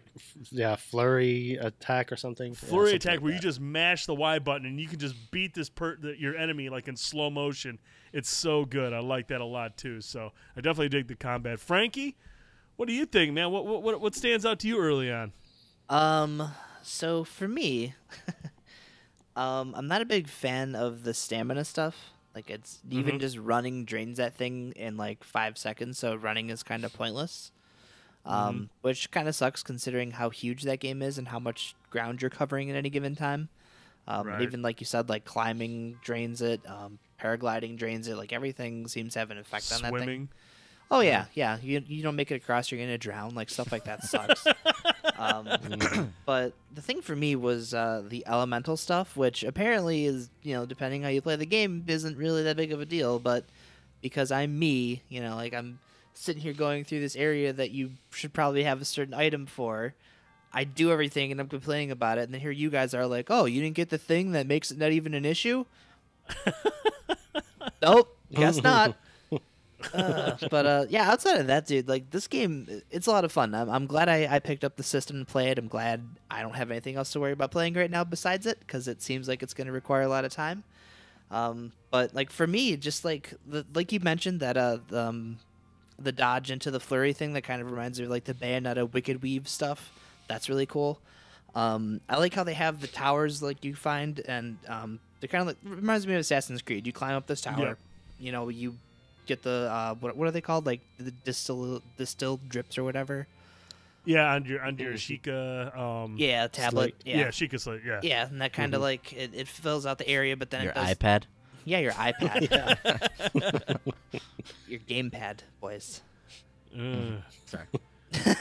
But yeah, it does like the Assassin's Creed pan around when you get up there and do that. Like, I love that stuff. That's one of my favorite things about Assassin's Creed. So, just seeing like the area around you fill in. So then, of course, you get up there, you can scope out the area. You could set a lot of waypoints. A ton, especially with the stamps. Yeah. Yeah, you can mark a lot of stuff. So, yeah, dude, my map right now, just I have waypoints everywhere for different temples, other towers to go and sync data from. And even just doing a lot of those little challenge temples, like those things are cool. Like a lot of those have been really cool. So I'm having a good time with it. I'm kind of prioritizing, putting anything into upgrading stamina before health. If I'm gonna die. I'd rather have more, chances to sit there and swing or run away. So, yeah, it's a great time. I'm having a good time learning a lot of stuff. Still have a lot of stuff to learn because I have no idea how to prepare meals or any of the stuff you guys are talking about. So, yeah. Meals come into play early on and often, and they're very, very beneficial, especially when you're trying to discover different type of recipes, putting different elements together. You can cook up some pretty beastly meals that come in big in the clutch. So I definitely love the survival elements to it. Boys, now hopefully you had a good experience with the actual gaming portion of the Switch. I mean, obviously you had a problem with the screen protector. You're still trying to get your head around the Joy-Con controls. But positive talk about the game? Oh yeah, awesome. Zelda's been a lot of fun so far. It's so far been an excellent title. The thing that stands out about Zelda is just the sense of discovery and adventure that the game imparts onto you. So the game essentially starts, you just wake up, from a slumber, and you don't really know what's going on, and then from there you just go. You just kind of got to figure things out from there. So the entire game and the entire world is just kind of about what you make of it, You don't pull up the map and there's a bunch of question marks on it with quests all over the place. You pull up the map and it's a map, and then you make the question marks yourself. Like you said, you can put stamps and waypoints and markers all over the place. So you kind of make of the world what you want. You discover things at your own pace. You kind of play the game that you want to play it. And I think that's a really interesting philosophy to impart in one of these open world games. These have become so popular now over the last few years with things like Grand Theft Auto and The Witcher and things like that, making it big, Fallout. I think it's really interesting how Nintendo's come in and kind of put their own spin on things, and that's kind of it. It's that sense of discovery. It's that sense of you just exploring the world and you finding things in that world and finding what happens. And my experience with Zelda is going to be different than your experience with Zelda. It's going to be different than Bender's experience. It's going to be different than Frankie's experience, because we're all doing things the way that we want to do them. It's all different. So I think that's really cool. It's going to lead to some really cool discussions and some really cool stories as we talk about going through the game. You're like, yeah, I'm at this part. You're like, what part? I've never even seen that. You're like, I'm doing this. You're like, oh, really? I didn't even know that was in the game. So there's going to be a lot of that going on. So I really like that about the game. And I just feel like it feels so much better with the Pro controller. Like when I plugged in the Pro controller, like I tried to play it a lot in handheld mode, but it just feels so much better playing it with the Pro controller. It's night and day. It's a marked difference. It's been a lot of fun so far. Now I'm a few hours into the game, and looking forward to playing it some more. Yeah, I'm outside the Great Plateau now, and I've made my way through a couple of areas, and I'm kind of filling out some side quests. But I do want to jump into something that you mentioned just a moment ago, how you're talking about how we talk about how we have different experiences, and I want to focus primarily on these shrines, because these shrines are really, really fun to play through. Very challenging, a lot of puzzle elements involved. And Bender and I were talking about one specifically where a ball drops down and you control a maze, like a board maze, and you have to kind of like tilt your controller to move the ball around to the exit, and you have to try to get it over to this platform that'll open a gate for you. And I was telling Bender, I was like, yeah, I had, I turned, before the ball drops, I turned the entire maze so it fell right in the middle, so I didn't have to go through the maze. It was just right where it needed to be. And I was like, man, I made it so much easier, and I finally got it over there. And Bender's like, man, I didn't even do that. Bender, what'd you end up doing? This is great. Yeah, so I started doing that where I would turn the maze, and then the ball ended up falling in this like little rectangle that it was like a dead end, so it couldn't go anywhere. So I was like, oh man, what am I gonna do now? So I flipped the entire maze over, so it's like flat on the bottom. So I flip my controller over to turn the entire maze over. So the ball drops down and another ball drops in. And I'm like, maybe I'll just leave it upside down. So the ball lands on this flat surface and I still had to balance it, but I was able to like move it to its destination that way without having to go through the maze. So yeah, we were talking about that earlier. I was like, man, that is so cool that we both did the same shrine, but we came up with completely different solutions for how to get through it. And yeah, that was really, really cool. And I like how there's like multiple puzzles in these shrines. I mean, first there's obviously the objective that you need to go to, but some of these shrines have chests that are like in kind of weird spots. You're like, how am I going to get to that? And solving the actual puzzle might actually lead to the answer to how to get to the chest. I just think that's really cool. These shrines are really, really, really fun. Now, I have a question for you guys, and hopefully I'm not an idiot and one of you guys can answer this, and some listeners are like, oh, yeah, I want to know that. I've been completing shrines. Now, when you complete the first 3 shrines in the first area, there's a character that you can turn those, what are those things? Those that you orbs. The orbs. The spirit orbs. Yes, that you can turn into, and he gives you like an assistance to like your health or your stamina. My question is, after that character goes away, where do you turn those orbs in? There's other statues. There's these like goddess statues that you can find. There's one in Kakariko Village, and you just go up to the statue and you pray, and you turn in the spirit orbs for upgrades. Okay, because I'm sitting on like 5 or 6 right now. I'm like, man, where do I turn these in? I could use a stamina boost. So, and like Boyce mentioned, man, there's so much to this world. The sense of discovery is awesome. And I mentioned this earlier on Twitter. I was like, playing in Hyrule is eliciting feelings that like my first time in the Wasteland in Fallout 3. There's just so much to explore, and every area that you go into, there's a high probability that there's something there for you to discover, to find, whether it's hidden or it's out in the open. And it's so cool. Like I've wandered off the beaten path. I'm nowhere near some of the villages I'm supposed to be at because I'm just following a hint that maybe a side quest has given me, or there's an indication in a journal that I read. There's just so much to do early on. I don't know how long it's gonna take me to actually beat the campaign, but I just love exploring Hyrule, man. It's absolutely fantastic. I agree. Yeah. Like I was talking about earlier, I loved climbing up one of those towers or to like a high cliff or something and just looking around. And you see those shrines in the distance because they kind of glow orange. Yep. And you can pull out your Sheikah Slate and target it and like lay a pin on the and then you look at the map, you're like, dang, that's really far away. And then you just start walking or gliding towards it.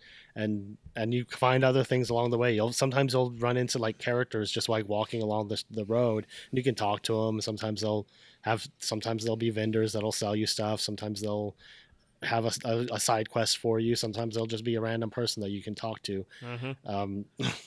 One person ended up having to fight when I met him on the road. I was like, okay. But yeah, there's so much stuff to find. You can pick up bugs and like lizards that you pick up, and you can use them to mix with monster parts to make elixirs. Yep. And there's different elixirs that have different effects, like speed boost or defense boost or increase your stealth ability. Oh, stealth. That's something we haven't touched on yet. You can play this game as like a stealthy game where you can like sneak up behind enemies, and there'll be a prompt for a sneak strike, and you hit them from behind, and then you just take them out in one hit. That's so much fun.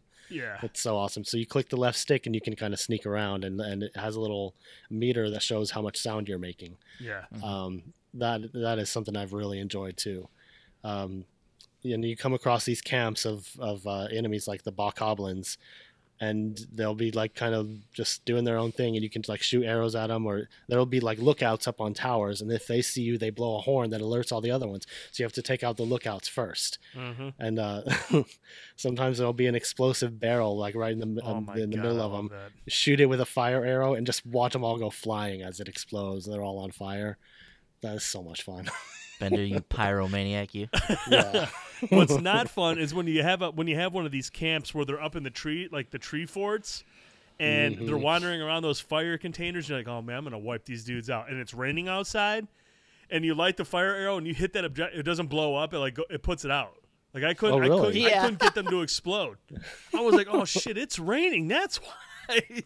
Yeah, I tried hitting those explosive barrels, and I hit them, and it would just sit there, but it wouldn't explode. And I think it was because it was raining That's out. funny. Yeah, I was like, oh man, that's crazy. If you're did you know when it's Sorry, go ahead, Frankie. I was gonna say I was up in climbing the mountains and it started raining. You'll start sliding down the mountain because it's wet. That's exactly what I was about to say. When it's raining, you can't climb things. You start slipping. It's too slippery. Yeah. That's so awesome. There's so much elemental and environmental hazards that you can use to your benefit. It's just a lot of thought was put into this world. This world is very much alive. The weather and everything comes into play. It's just very well done early on, and we're all really enjoying it. Now, there is one thing we want to mention here, and Bender or Frankie, one of you guys can explain what you're going to do here, because obviously we're not going to talk about too much here in this podcast, but you guys have a plan to how you're going to approach Breath of the Wild. How about you guys talk about it for just a moment?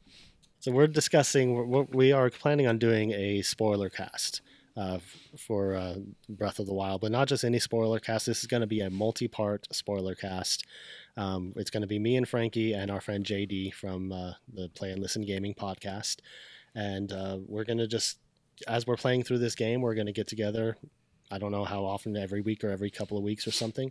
And we're just going to talk about our experiences in the game, and we're going to delve into the spoilery stuff in the story and all that stuff. But we're also going to talk about different experiences that we've had, because I know we're all going to have different stories to tell as far as things that we've done throughout the game, throughout our playthrough, places we've explored. So I think it's going to be really fun. I'm looking forward to it a lot. So yeah, the first episode, I think we're just going to talk about the Great Plateau. So if you've played the game and you have gotten past the Great Plateau, you don't have to worry about any spoilers. That's what we're going to stop there and talk about that our initial impressions and that opening area. But then after that, in the subsequent episodes, we're going to go a little bit deeper into the details of the story and other things. So look forward to that. You can find it right here on our same podcast feed as it comes up. So we will be getting into the details of Breath of the Wild. It's going to be fun. I'll be listening. I can't wait for that. That should be a really, really good time.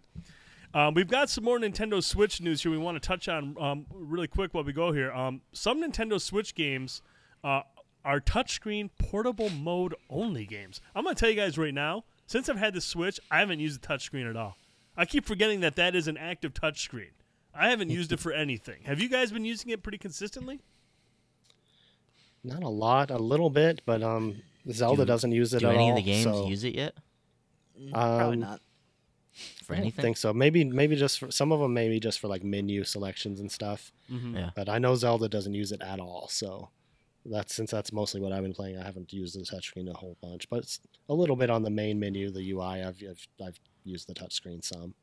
Yeah, and this story you're talking about, Brent, it's like they really can't do a lot with it other than just menu navigation, because the games need to play in the dock as well.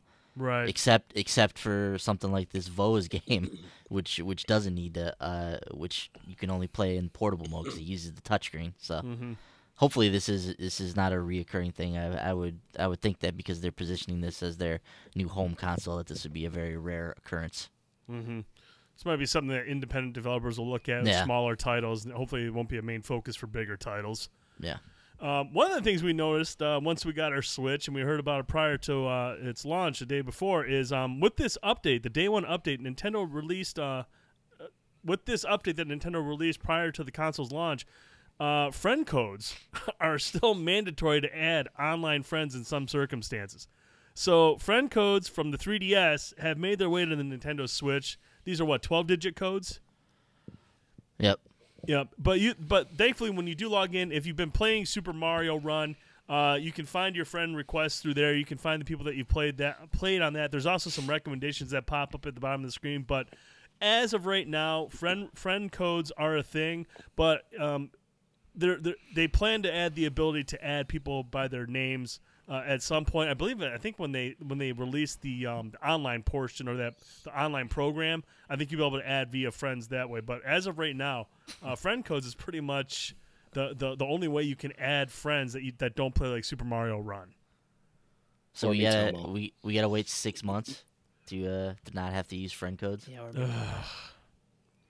Oh yeah, Miitomo as well. Yeah. So.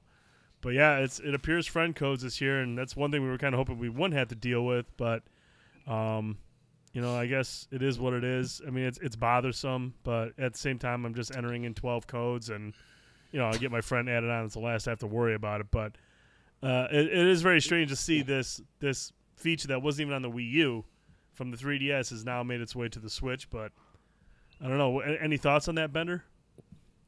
It is a little weird that they would go back to that, but honestly, I mean, it's not that big a hassle, if you ask me. I mean, how different is it really from a PSN ID? I mean, I can't add you if I don't know your PSN ID either. So you have to tell me what it is. You have to text it to me or whatever. I mean, and so, the way some people have their PSN IDs, it's like a friend code. Right. I mean, That's true. if you search for some people's names, I mean, most people use letters instead of number, or numbers in place of letters, and underscores and dashes and all kinds of stuff. So Right. I don't know. It's, I mean, yeah. If I add you on PSN, I have to know your PSN ID anyway to search for it. So This is true. So I don't know. It's weird, but it's not that big a deal to me. It's not so much that it's a hassle or cumbersome. It's just that I can't remember my friend code. So when somebody's like, "What's your friend code?" I'm like, "I don't know." And we go look it up. So it's like at least we can remember our gamer tags and our PSN IDs and that kind of stuff. Like this is another 12-digit number that I'm gonna have to try to remember just so I can get a friend on my Switch, and that's a little absurd. Right. Yeah, that part I can see. That if I'm on the go, or if I'm out somewhere, and I don't have my Switch. And they're like, "Hey, what's your friend code?" I'll be like, I don't know, dude. Just give me yours, and I'll add you when I get home. So that's there. And then another thing we want to mention is Switch save data is only stored internally and cannot be transferred to. Say if you add another, what are those called? Micro SD cards. You can't transfer your save data to that. Game saves can only be stored on the console's 32 gigabytes of internal storage with no apparent option to transfer them at this time. Screenshots, fine. That works totally fine. The actual game downloads, you can choose where you want to put it, but for whatever reason, save data is kind of stuck on the internal memory for now. Hopefully that's something they can patch in later on. Obviously, no cloud storage either, so Right. you better hope to hell that nothing happens to your Switch. Right. Ooh, gosh, yeah, that's scary to think about.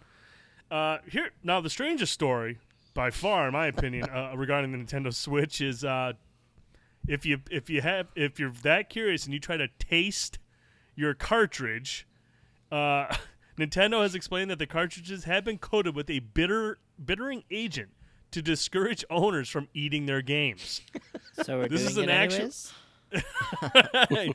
This is an actual statement from Nintendo. To avoid the possibility of accidental indigestion, keep the game card away from young children. A bittering agent, denatonium benzoate, has been applied to the game card. This bittering agent is non-toxic. But yeah, apparently, I believe it was Alana Pierce and Jeff Gerstmann from Giant Bomb. They actually licked these game cartridges, and they taste like ass, which I would expect. I would expect licking any game cartridge would probably taste like ass, but at least they were able to confirm that there is a bittering agent applied to these. So I guess it's cool because those cartridges are very small. You know how kids are; they're like me; they'll eat anything. So keep it away from kids. Yeah. But if they do, they'll probably Pets more likely. too. If they don't choke to death, they'll likely spit it up. Another thing about the Pro Controller, it actually works on PC. YouTuber Dreywolf, the Pro Controller can be synced with a PC via the Windows Bluetooth settings. However, the controller currently cannot sync with a PC using a USB-C connection, and it can also not be charged through USB-C while using the Bluetooth connection. There were reports prior to launch that the Joy-Con regarding the Joy-Con desyncs issues. Nintendo released a troubleshooting guide for people experiencing problems with their Joy-Cons. The official Nintendo support page is aimed at Switch owners whose Joy-Cons are not responding or responding incorrectly. Among the steps are making sure that the Switch has the latest system update, but also checking for other sources of interference like wireless headsets or even microwave ovens. So if you're cooking up some Totinos, make sure you're not playing because your game might go on the fritz. And lastly, the Nintendo support site has also an entry for people experiencing troubles with power or blank screens. The guide for that problem is branching, with further options becoming available when earlier efforts fail to power on the Switch. Have you guys any issues with the Joy-Con controllers desyncing or not working when not connected? Not really. No. I don't think so. I haven't personally. I've seen people that have had the issue. Mm-hmm. Another thing worth mentioning here is as far as what I read is, when you update the Switch initially, they said that you need to make sure the Joy-Cons are connected to it, because I guess the firmware updates in the Joy-Cons as well when you do the update. So I think for some people they weren't able to update the system with the Joy-Cons attached, so the Joy-Cons may not have gotten the update as well. So I don't know exactly how that works. It seems like there may be a separate firmware attached to the Joy-Cons as well. Not 100% certain on that, but I saw a story that said that can address the issue if you're experiencing it. So maybe try that. Pro tip: if you're having issues, try it out. You know what's annoying is when you turn the system on, do the initial setup, like it has you put the Joy-Cons on, but it has you take them off afterwards. So for me, like when I got the system, like after that dumps it to the main screen, I updated from there. Yeah. So the Joy-Cons weren't even connected when I updated it because it had me take them out. Right, it does do that. I do remember that. I remember what you're talking about. Yeah, that's weird. That's probably where a lot of the issues came from, because at that point it's like, take it out. You're like, okay, got them out. Now you're like, okay, update system. And I wouldn't think that I need to have the Joy-Cons connected to get any kind of a firmware update. I would just assume it's through the system, so I wouldn't have connected it. I think I connected mine just because I liked hearing that Switch sound for a moment. But Yeah. I can definitely see how that would be an issue, especially like you mentioned. It says take the controllers out, so that's probably what happened in a lot of instances here. Also, this button, very annoying. trying to hit this little button to Yes. pull the controller out. Yeah. Because when you're trying to hit this, I'm also always hitting the L and the R buttons Yep. simultaneously. So Yeah. Or the plus and minus button on the other side. yeah. I'm always hitting like 3 or 4 other buttons when I'm trying to pull the Joy-Cons out. I wish they would have put the button in either in a different spot or made it a little bit easier to hit. I think it's tougher to take it out of the Joy-Con controller than it is off the Switch itself. Really? I Yeah. struggle taking it off that thing. It gets kind of stuck in I there. usually just grab it like on the thing, and then I just push from the bottom. It just slides right up. Like Maybe I'm just a moron then. I mean, I'm sitting there, I'm pressing on, and I'm like, come on, damn it! I did the same thing with the grips. I'm in the same dumbass boat as you. I just don't get it. But Yeah. then Frankie's just like, yeah, just Yeah. F you, Frankie. I don't know what you're doing. That's why there's little hoops on the back here. You hold on to that, you push the button, and then you just push it up.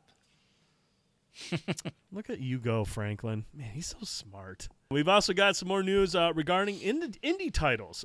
We had the Nintendo Nindies Direct, and we got to see 17 indie games announced for the Switch during this stream. And quite a few cool-looking games on here. And, boys, I want to start with you first. What games stood out to you on this list? I know you were pretty hyped about a couple of them. Yeah, I thought this was actually a really good presentation. Ran about 20 or so minutes. We saw some really cool titles coming to the Switch. And before I even say anything further, I want to say that this is really important to the longevity of the Switch, is that they get in on this kind of stuff. Indie games are going to be extremely important for the Switch because we don't know what third-party support is going to be like on the platform. So in between your Marios and your Zeldas, we're going to have something to play on this system in order to sustain it. So if they can get into the indie scene and have a strong foothold in here, these games are going to go a long way towards keeping people playing the system in between these big tentpole Nintendo franchises. So I was really happy to see this initial surge here with the Nindies Direct, and I thought a lot of these games looked really, really good. It's one of the reasons that Xbox One and PlayStation 4 have been able to create these successful, sustainable ecosystems, is because they've got into the indie scenes, or they've got into the download scenes with PSN and with Xbox Live. There's a constant stream of games on there every single week that people have stuff to play, and a lot of these games are really, really good, and they're really, really interesting ideas that they're exploring. So it's one of the things I talked about before the Switch even came out, is that I wanted to see Nintendo get into this space a little bit stronger than what we've seen from the eShop in the past. So hopefully this is an omen of good things to come.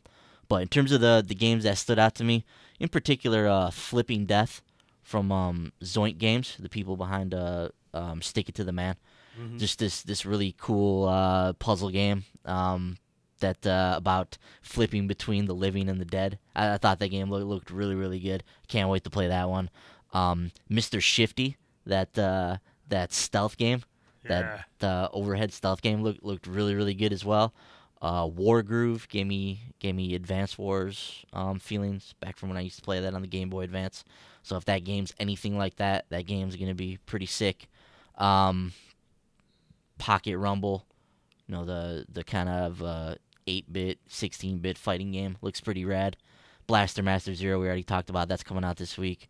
Runner 3 coming exclusively to the Switch. So that's a pretty awesome get. So Commander Video will be back on there and running around. That game looks really, really good. But yeah, well, overall it was a really, really strong presentation, and I thought there was a lot of good looking stuff in there, man. So really excited about that, and I hope they continue this moving forward. And the eShop is a place for quality titles moving forward, and we don't see a lot of the $1.49 garbage that we saw on the Wii U that we talk about every single week on the new release list. Like I don't want to see 50 Arkanoid clones on the eShop. Like I want to see stuff like this on there. So this is a good start. I really like this presentation. Bender, if you're able to pull yourself away from Breath of the Wild, which one of these indie titles stood out to you? There's a few of them there. They all looked pretty interesting, but I mean, Ukulele is obviously number one for me out of that presentation. I'm really looking forward to that one. I'm getting it on PS4. I might end up double dipping and getting it on the Switch as well, so I can play it on the go. I didn't switch my pledge over to the Switch because I don't think it's coming out day and date with the PS4. I think it's going to be coming out later. I'm not sure. Runner 3 looked good to me too. I played the original Bit Trip Runner, and it was a really cool game, so I'd be interested in that one. What else? I'm actually kind of interested in Overcooked. I've heard a lot of good things about that. That's a really fun multiplayer game, so I might check that out when it comes out on the Switch, and that'd be a cool one to play on the go or play with friends or something. And I don't think it was in the presentation, but I wanted to just give a shout out to the triple pack by the Tomorrow Corporation that's going to be coming to the Switch. Yep. It's three games by that developer. They used to be called 2D Boy back in the Wii days. But yeah, they have the World of Goo, Human Resource Machine, and Little Inferno. Now, I've never played Human Resource Machine or Little Inferno, but World of Goo was an awesome physics-based puzzle game that was on the Wii, and I'm actually anxious to play that one again. That was a really cool game. So if you never got a chance to play World of Goo, definitely check it out. It was a really interesting game. So yeah, Awesome. I concur. World of Goos is awesome. yes. There you go. It's hard as hell too. I struggled Yeah. to figure out how to build that damn bridge in that game. I just couldn't do it. It's tough, but it's really unique and has a really cool art style too. I liked it a lot. Frankie, how about you, man? What stood out from the Nindies presentation? For me, there were a couple, the couple the boys mentioned, Flipping Death from the guys that made Stick It to the Man. They have a really weird sense of humor with their games that I really like. This one, of course, seems no different, just completely out of left field. So I'm looking forward to playing that one. Obviously, Runner 3. I really like Runner 2 a whole lot. That's a cool game, great soundtrack, very challenging as you get further into that game. So looking forward to playing more Runner, of course. Pocket Rumble, like Boyce mentioned, looks like a pretty cool fighting game. What's that one? What's the Advanced Wars E1? Wargroove? Yeah, that was what I thought too. I was watching that and watching it play through. I was like, this looks like Advance Wars, dude. I've been wanting another one like this, so that looks cool. And then the other one that looked really cool is Shakedown Hawaii. It's the next game from the guys that made Retro City Rampage. That game looks like a good time. So it's like a run and gun, old school looking shooter. So yeah, there's a lot of cool looking stuff. Even Stardew Valley and Bender mentioned, Ukulele was a strong start to that conference. I was sitting there, or show rather than that conference, but yeah, I was gonna watch the rest at work, but then they did Ukulele and all this other cool stuff, and I mean it was obviously over quickly, but that was a cool presentation. A lot of good stuff in there. So is that guy? Is he like the Chris Charler, like the Adam Boyes of Nintendo? Are we gonna be seeing more of this guy? I've seen him before on other Nindy's presentation, so I think he's the main guy for that. Okay. So I guess he kind of is the Atom Boys. Hopefully they start trotting him out there more and getting more of this stuff in the future then. Mm-hmm. Yeah. Well, at least he's got a system that has a lot of hype behind it to sell to these developers. You know, I'm sure when he went in with the Wii U and they were like, no, and he's like, oh, okay. Now you can go there at the Switch and be like, hey, look, man, everyone wants the Switch, so it's probably a little bit easier to sell these developers, these indie developers, and get their game on their platform. So a couple other games we saw this week. One of them, this one looks awesome, is Celeste. From the Towerfall creators, people? Yeah, from the guys that made Towerfall. And this is coming to the Switch, and this is a game about climbing a mountain covered in spikes. The description here, this is the description here. I love it. The game is extremely stressful. I'm smelling a Thursday night indie spotlight right here. No boy. Many jumps require hair's breadth precision, and death is basically inevitable if you don't stick the landing. Despite that, the game manages a uniquely contemplative rhythm as far as tough-as-nail platformers go. It's not a mad dash like Super Meat Boy. So it's very, very tough, but you're not like trying to blast through the game as quickly as possible. You have to really line up your jumps. You got to be methodical about it. You got to figure out where you go. But it sounds super fun. I like games like this if they're challenging, where I don't have to rush. When I have to rush, like Super Meat Boy or something along those lines, that's where I tend to really just botch it up bad. But I think this looks really cool. And then this other one we heard about, Project Makuru. Which means flipping in Japanese. This is a puzzle game made in Unity and an exclusive to Switch. There's no release date yet, but Nintendo released what appears to be a brief glimpse of Makuru in a sizzle reel back in January. However, the game from Over the Fence was not detailed at that time, but this sounds pretty interesting as well. Yeah, definitely. They got some good stuff coming, man. There's no doubt. And then lastly, regarding Nintendo Switch, Ultra Street Fighter 2 gets a price and release date. It'll be out on May 26th for $39.99. $40. Frankie, what are your thoughts on that price, man? $40 for Street Fighter 2? I don't know, man. That's a tough sell, but I don't know. I'll probably end up picking it up. I'd rather pick that up than Splatoon 2, if I'm being honest, but that's still a hefty price tag for a game that old. Boyce is the other fighting fan. What do you think about that price? I mean, for a game where you don't have a D-pad? Yeah, I mean, it's also based on a $15 PSN Xbox Live game. So, you know, it's basically that game with a couple extra fighters in it. So $39.99 is really pricey for that. And like you said, the lack of a D-pad, I mean, the only way I'm going to be able to play this game is if I'm using the Pro Controller at home. And, you know, am I going to want to sit down on my TV and play Ultra Street Fighter 2? I don't know. Probably not when I have Street Fighter 5. I was going to say. And all these other fighting games on my TV right now. So, I don't know. I don't know about that one, man. Well, $39.99, you can have Ultra Street Fighter 2 on your Nintendo Switch without a D-pad. We'll be curious to get your thoughts on that. But we're going to take a quick break. We've got some music here from Rual Ethan. We've still got to talk some Horizon Zero Dawn. We've got a big announcement from Warner Brothers. And we've got some Bungie. And, of course, Microsoft has to make some news this week as well. So we've got a few more things to talk about. But here's some new music from Rual Ethan. We'll be right back.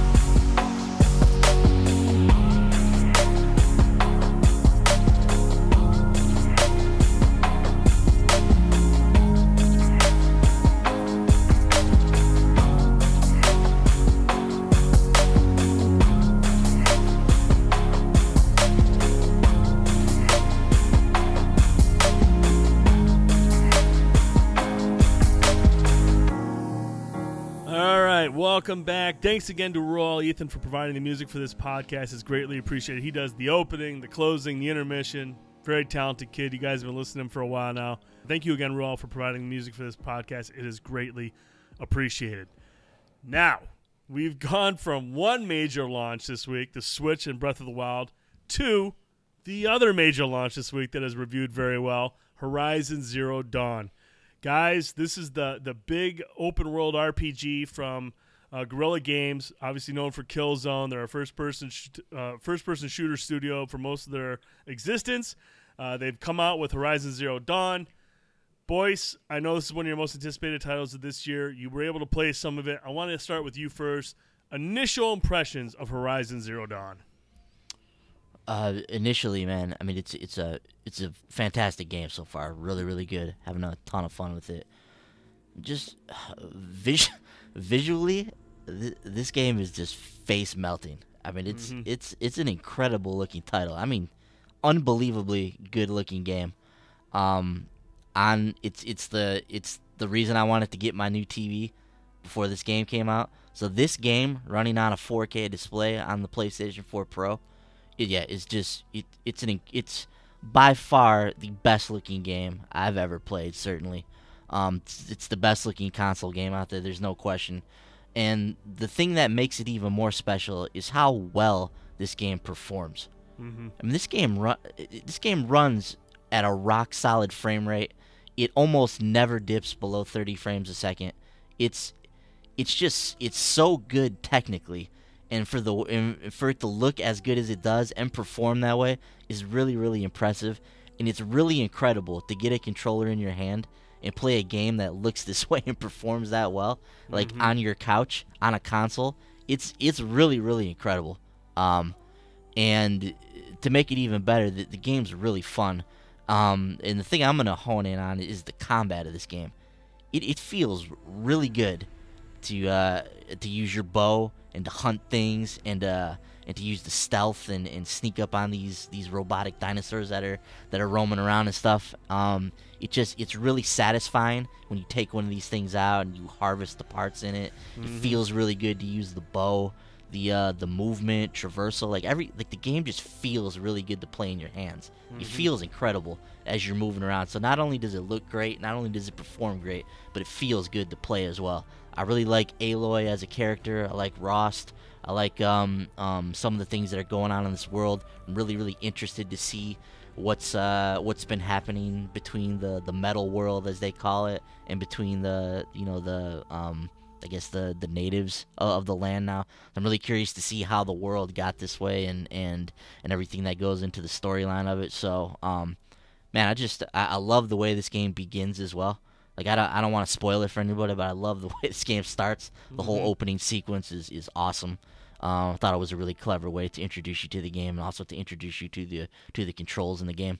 So, really, really enjoying my time with Horizon so far. Can't wait to play some more of it, man. It seems like it's going to be another special game too, along with The Legend of Zelda. And I'll tell you what, man. I don't know that there's going to be a better week in gaming for the foreseeable future. But just from what I've played of both Breath of the Wild and Horizon, just two incredible games. And the other really interesting thing is while they're both like open world, you could call them RPG kind of games, they're completely different games. They really are. They don't really play like one another, and I think the fact that they're open world, that's kind of where the similarities end. So it's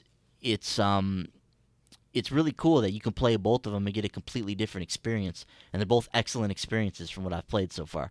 So just a really, really special week in gaming, and we're going to be busy for a long, long time with these two. Bender, you were able to squeeze in some Horizon before Zelda came out. I know you liked what you played. What'd you take away from your brief time with Horizon? I really love it. I think it's a great game. I really like the story so far. I agree with Boyce. I think the game looks fantastic. Even on my meager little HD TV with my regular PS4, it still looks really, really good. It's probably one of the best looking games I've ever seen. Probably. I mean, up until now, I mean, I think of like Uncharted 4 was one of the best looking games, but I mean, Horizon rivals it, if not surpasses Uncharted 4 in the visual department. It looks amazing. The combat is really fun. I really like the crafting and the RPG elements. It's really cool. I like the stealth elements where you can hide in the tall grass and you can sneak up on the robots and shoot them with your bow. Sometimes when they see you, I mean, it's kind of scary because you have to run. And they come charging at you. Yeah, they come charging at you. Some of them look like the ones that look they're like horses. They'll like actually charge at you, and they get up to you. They like kick their legs around. You like have to like trying to leap out of the way. The Watchers are they're really fun to take out because they have that one eye and you just shoot them right in the eye and just they just fall over. But when they see you, you have to run because like the Watchers, they act like kind of like raptors, like velociraptors, where once they get up to you, they don't just like slash at you; they'll actually leap toward you and like slash with their claws to try to get you. At one point, one of them had seen me, so I started running, and I went across. There was like this river with a bridge, and I went across the bridge, and I was like, "Oh, I hope he can't cross the bridge. I hope he can't cross the bridge." So he didn't cross the bridge, but he was on the other shore, and then he started shooting like laser balls at me. I was like, "What?" That's right, laser balls. It wasn't a laser beam; it was a laser ball. But yeah, it's just really cool. I mean, and there's like regular animals that you can hunt as well for different animal parts that you can use for crafting, and you can pick up branches and metal shards that you use to make arrows, and there's different types of arrows. There's different types of weapons that you get.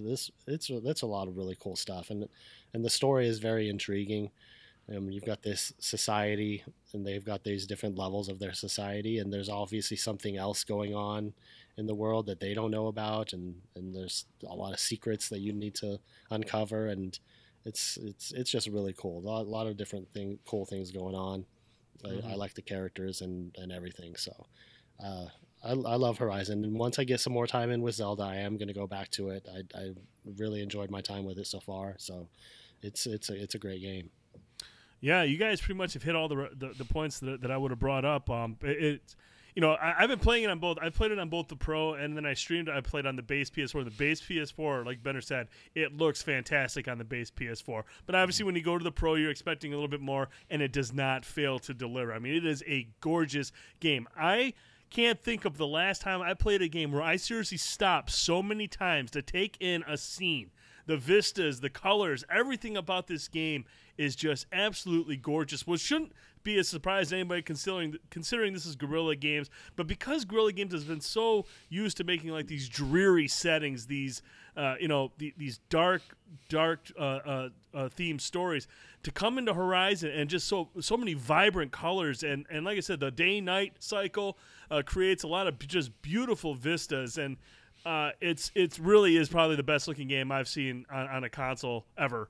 And the combat is exciting. Aloy's an awesome character. She's very mysterious. But, there's her origins are very interesting to me. I'm trying to figure out who she is, where she's from. Ross, like you mentioned, is a great character. He's kind of like the father figure for Aloy in this tribe, in this society that has some very strict rules, some very harsh rules for their people to live by.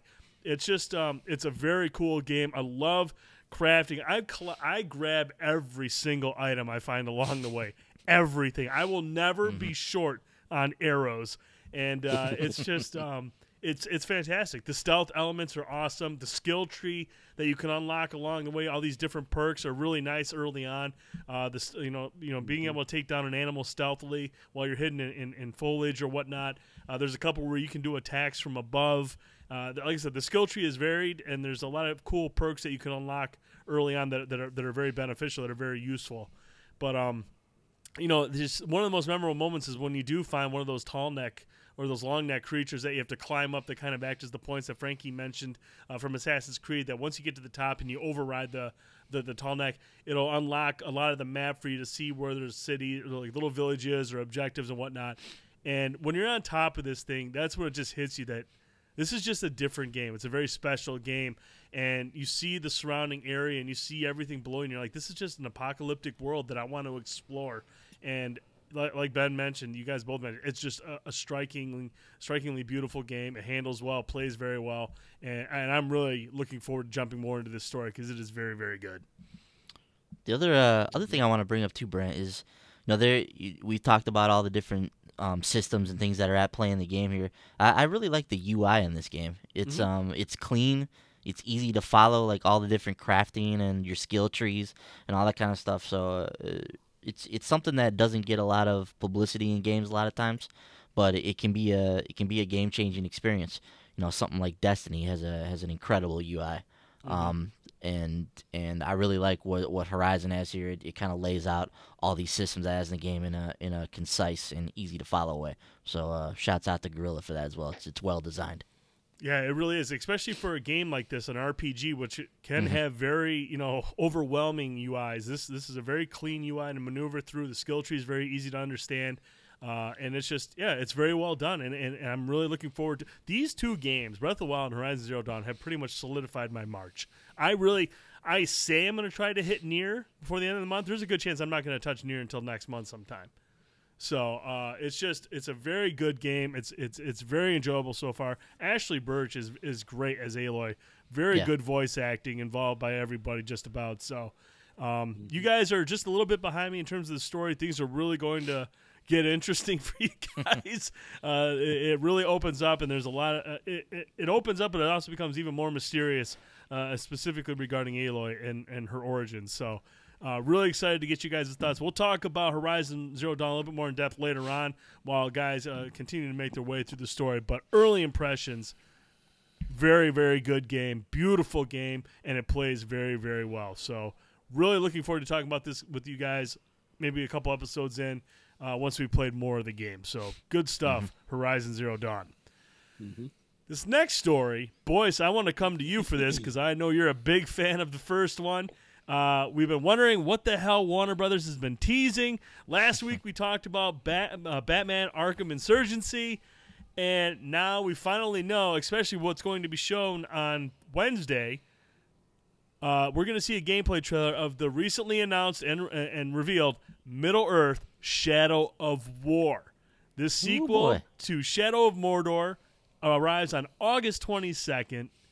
Boyce, take me through your thoughts when you saw the official trailer. How excited are you for this game, dude? Dude, as if 2017 couldn't get any more like good games.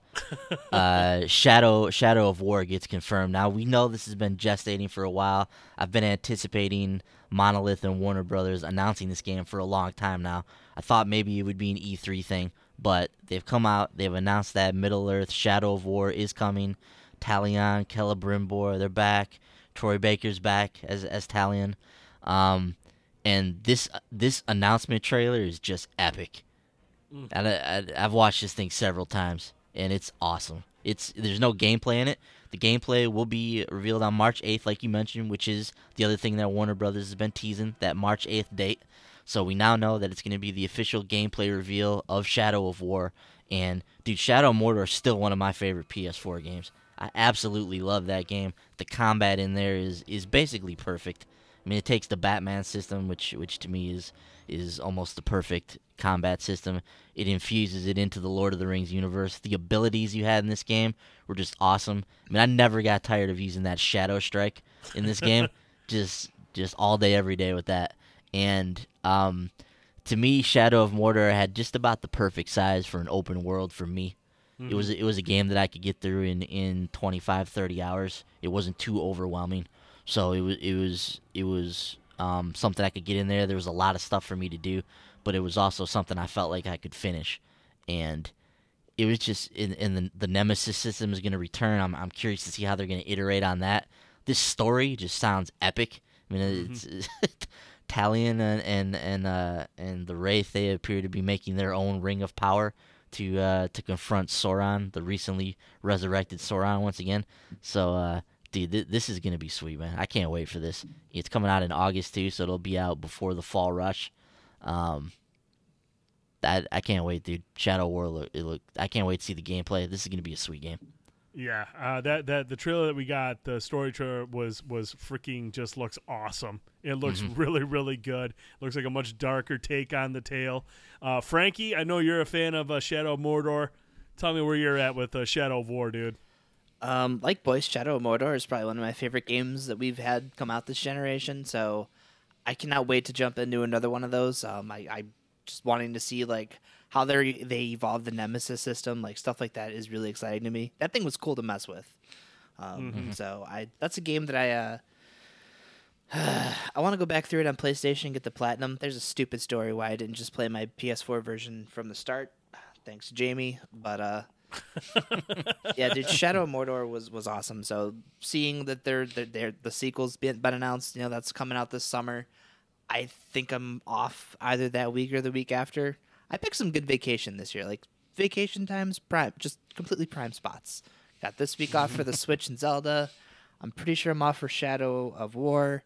I think I'm off for Danganronpa 3. So just awesome. So excited. You're in good shape. Yeah. Bender, any interest in Shadow of War? Did you play Shadow of Mordor?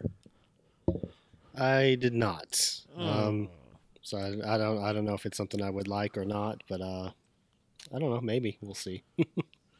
Do you like good games, Bender? I do like good games. I think you'd like it. Yeah, well, I'll have to check it out. yeah, it does look really, really good. I'm excited for this to drop, and I'll be watching that gameplay trailer on Wednesday, March 8th. Should be hot. Dude, Man, that was one of the early games we got the review for the site. Shadow of Mordor. It was. It's a great time. You gave it a glowing review, if I remember correctly. Did I still like that review? Thought that was a good one. It's a really good review. Now we're gonna stick with Boyce because we're going for we're basically touching on all of Boyce's favorite franchises. We're going from Shadow of Mordor. Now we're going to Bungie. They're confirming Destiny 1 power, possession, and Eververse items will not carry over to Destiny 2. Appearances will make the transition, though. But this came from Bungie's website. This is a part of the statement here. Sequels represent the start of a new adventure for every player, with new worlds to explore, new stories to tell, new powers to acquire, new loot to earn, and much more. This led us to the decision that would enable us to serve both the game and the player's best interests.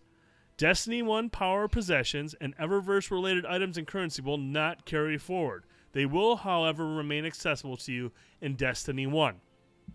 We know that just like us, you have grown fond of the Guardians you've created. So we do plan to preserve your character personalization. We are going to recognize the dedication and passion you've shown for this world. Specifically the class, race, gender, face, hair, and marking selections for all characters that have achieved level 20 and completed the Black Garden story mission will carry forward. We also plan to award those veteran accounts with honors that reflect your Destiny 1 accomplishments. Now, boys, we understand. We kind of anticipated this, from murmurs or rumors and whatnot. But what's your thoughts on how they're handling Destiny 1 to the transition to Destiny 2? Obviously, a lot of stuff isn't transferring over, but they're going to find a way to reward players who have put their time in. What's your thoughts on this now that we have kind of an official word from Bungie on the matter? Yeah, it's I'm cool with it. We talked about this, and we like you said, we expected this. Now, just from all the rumors and the things that we've heard about the game to this point, and how basically Bungie's got to have to kind of start over with Destiny 2. And I'm okay with this because I think this is going to mean a better Destiny for us down the line. So, if I have to lose some of my powers and possessions and whatnot, I mean, that's fine. I wouldn't anticipate using the Destiny 1 gear in Destiny 2, and that's the whole point, right? You got a new game, brand new gear, brand new loot. I can still bring my character over, which is cool, so at least you get that aspect of it, so we'll still have some personalization in that regard. I'm sure Bungie will do something cool for everybody that's put a lot of hours into Destiny 1. And, I mean, the fact remains, man, I've gotten my time out of Destiny 1. I've got hundreds and hundreds and hundreds of hours out of this game. So if with Destiny 2 I need to move on from that stuff, that's okay. they're creating a new engine. They're making a whole new world. Things are going to be easier for them to update. You know, this is all the stuff that we're hearing about the game. So if that's what they have to do, if this is a necessary step to get Destiny 2 to be the sequel that we want it to be, then I'm totally cool with this, man.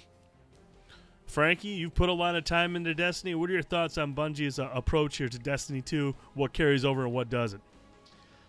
I think like the Eververse stuff is probably the biggest bummer because I've bought several of those emotes. That being said, you know, I also understand, like, you know, how many games do we play where, you know, like, especially like Call of Duty, like, you waste all that money on weapon skins. How many of those carry over? None of them. True. So, I mean, it sucks, and that's probably one of the biggest things that bums me out is that we're not getting that stuff. But the other thing, too, is, like, I could have sworn some time before, like, they were saying the creation tools for Destiny 2 are going to be better for characters. So if I can actually do more customization things to my character, I'm probably just going to scrap my character and make a new one anyways. Right. So, I don't know, though. That's cool that at least something is carrying over. I just wish that it was more like the weapons or something. I'm more attached to, like, that stuff, because that's what you're grinding out, you know? Like, it's your Guardian just a vessel for, you know, your quest to getting the Gallarhorn or, you know, any of the weapons that we've been chasing, like, our time playing that game. So it's cool, but that's probably, like, the last thing I was worried about carrying over. And I agree with you because, I mean, in all honesty, if you look at it, I mean, yeah, there's different class types for Destiny, but the weapons have more personality than the characters that you're playing as. Mm-hmm. I mean, you've got, obviously, Warlock, Hunter, and who's the other guy? Titan. Oh, yeah, Titan, whatever. Yeah, Titan. Titans are losers. Hunter's where it's at. But it's just, you know, the weapons have more personality. Those are much more memorable than the character that I created. Now, if my character could have had an awesome big beard, then I'd be kind of pissed, like, dude, that's my guy. But my Hunter looks just like every other Hunter except for, you know, whatever outfit I'm wearing. But, I mean, essentially, they look all the same, which is like, I really hope there is a big-time creation tool for 2, because I would like to make something that has my kind of personality, kind of a slob. I would like to make a Hunter that's a slob. I think that would be ideal. Bender, what are your thoughts, man? I mean, I know you've bought quite a few Eververse dances. Are you bummed that those won't be transferring over? And what's your overall thoughts on Bungie's approach here? Yeah, hunters are where it's at, he says, while surrounded by 3 warlocks. Yeah. Yeah. No, but yeah, I mean, it is kind of a bummer for the Eververse stuff not transferring. I mean, I'm sure there are people who probably spent quite a bit of money on that stuff. I didn't buy too many. I mean, I think most of the stuff I got was with the free silver that they gave me. Mm-hmm. But still, I mean. And I agree with Frankie. You kind of become attached to some of your weapons that you've acquired, but I mean, I'm sure they'll come up with other cool weapons for Destiny 2.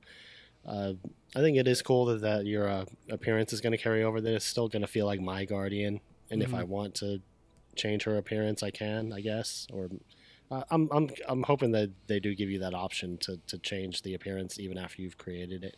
I think that'd be nice, but yeah, I mean, whatever they do, whatever they have to do, I'm okay with it, because I'll be super excited to play Destiny 2, whatever they have to do to accomplish it. So if I have to start over, and it's a sequel, so it's going to be like a new game. So you know, I'm okay with that. Yeah, and part of the whole point of Destiny is getting the loot, it's getting the gear. So, I mean, you're not going to want to go into Destiny 2 and then just use all your old stuff again. I mean, you're going to want to get the new stuff. That's the whole point of the game. Yeah, and I don't want to sink 400 hours into Destiny 2 just to get a Gallarhorn again. You know, I want to get something new, the new hotness. Yeah. And, you know, that's probably the biggest thing. You know, I think about it, like, yeah, I wish I could bring this over. I wish I could bring that over. But 400 hours in, I'm not gonna be thinking about Destiny 1 anymore. You know, I'm going to be thinking about everything I've done in Destiny 2. I mean, once Destiny 2 comes, for me, Destiny 1's done. I mean, Destiny 1's pretty much done now, but that's like the final nail in the coffin. I'm not going to be going back to Destiny 1 to use the Gallarhorn or anything like that. I'm going to be Destiny 2 for another 400, 500 hours. That's just the way it's going to be for me. I'm sure there's going to be some people that don't want to go back to Destiny 1. Cool. Enjoy the tower all alone. Everyone's going to be in Destiny 2, but you know, that's just how I feel about it. I mean, I would love to see stuff carry over, but I guarantee you after 1 or 2 weeks, I'm not going to be worried about what didn't transfer over. And once again, dude, if this is what they got to do to like make the Destiny 2 they need to make, then you know, I think that's an okay sacrifice for me. Yep. For as much fun as we've had with Destiny 1, I'll give them that the benefit of the doubt here. I trust that they know what they're doing. The other thing they mentioned for Destiny 1 here, now that we're coming up to March, Destiny 1 will culminate with one final event titled Age of Triumph, and this is set to begin at the end of March. The reveal stream will be this Wednesday, March 8th. We'll find out more. Boys, what are you expecting from the Age of Triumph? Do you think this will just be like another Moments of Triumph, a book, stuff to complete? I anticipate there'll be a book. I'd anticipate something pretty big though. I mean, they're billing this as the end of the first Destiny. So I don't know if this is going to be like a substantial update, if we're going to get a new strike or anything like that. But typically, when they've done these spring updates in the past, they've been substantial updates. So I don't really know what to expect. I mean, they're doing a reveal stream for it. They've got a picture of a Minotaur in the image here. What is he standing in front of? What is that? I don't know. Is that the vault? It's the Vault of Glass. Is that the Vault of Glass? Oh, okay. I think so. Yeah. So maybe they'll give us a last hurrah with like Crota Zen and the Vault of Glass. Maybe they'll juice those up at the end of the line here, so we can go through those one more time. I think that would be really cool. But even just doing something like that, I'd be totally on board for. But I'd expect something pretty epic here. I mean, there's a lot of people that play this game, that have enjoyed this game, that have spent hundreds and hundreds of hours in this game like us. And this is it, man. This is the grand finale as we get ready for Destiny 2. So I'll be tuning in on Wednesday to see what it's all about. But I'll definitely be there playing, man. Like this is a special game for me, for all of us. With this Age of Triumph heralding the end of Destiny 1 at the end of March here, early in 2017, I really feel like we're closer and closer to solidifying that 2017 release of Destiny 2. Because if they're putting the kibosh on Destiny 1 right now, early in the year before the spring even gets going, then I feel like we're looking good for the fall for Destiny 2, man. Yeah, I'm feeling more and more confident. Yeah, they're saying this is the final bit for Destiny 1. They're not going to let that fan base just kind of dry out for over a year or into 2018. This is happening this year. I agree. Very exciting times. Very, very exciting for Destiny. I'll be tuning in on March 8th, though, to find out maybe they can get me back in for the Age of Triumph. Gotta give it one last hurrah, man. I'm sure we'll all be back in there. Moving on, Microsoft. Okay, so first, Nintendo has the Switch this week. Sony has Horizon Zero Dawn. Microsoft's got to do something, and I think they announced something pretty cool here. Microsoft announces Xbox Game Pass, a subscription-based game service that sounds a hell of a lot like Netflix. This is something that we've been begging Sony for to make use with PS Now. Microsoft comes in with Xbox Game Pass. I think this sounds really good. Basically, Xbox Game Pass offers timed access to a library of Xbox One and Xbox 360 games. Where it differs from Sony's streaming service, PS Now, is users can download each of these games in the library directly to their Xbox One. Every month we'll see new games cycle in and out of the subscription. All games found in the Games Pass can be purchased at a discounted price. 20% comes off an Xbox One game, while 10% comes off all of available DLC. This is, however, only available while the game is in the Xbox Pass catalog. If your subscription expires or is canceled, any games downloaded through Xbox Game Pass will no longer be available. However, progress and achievements will remain attached to your account. All games that you have purchased from Xbox Store will remain in your games library until you manually remove them. This service will run at $9.99 a month. I think that's perfect price for this. Boyce, I want to come to you first. What's your thoughts on the Game Pass, man? I love this, man. Love this idea. I think this is the way to do this kind of thing. I've been waiting for somebody to do like a Netflix type of game service and see how it would play out. And the big things here for me are the fact that you can download the game to your system so you don't have to stream it. So you get that native experience right from your hard drive. And the fact that it contains current and previous gen games in there as well. So we're not just talking 360 games here. We're talking Xbox One games in there as well, which is awesome. The $10 price point is perfect. $10 a month is going to get a lot of people to sign up for this and try it out. While that comes out to be a lot of money in the long run, that's $120 a year. But people see that $9.99, and that's a lot easier to swallow. And that's where PlayStation Now missed the boat on that. Like they could have easily had a $9.99 a month service, but instead they come out in these chunks that are like $40, $50, and it's a lot harder to swallow than $9.99. So, I don't know what the age is going to be like on these games. I would anticipate they're probably going to be pretty old. So, I don't think this is going to be the end-all, be-all. But I think this is a really, really cool service, and hopefully this heralds more of this in the future, not just from Xbox, but from Sony as well. Agreed. Frankie, how about you, man? What's your thoughts on this?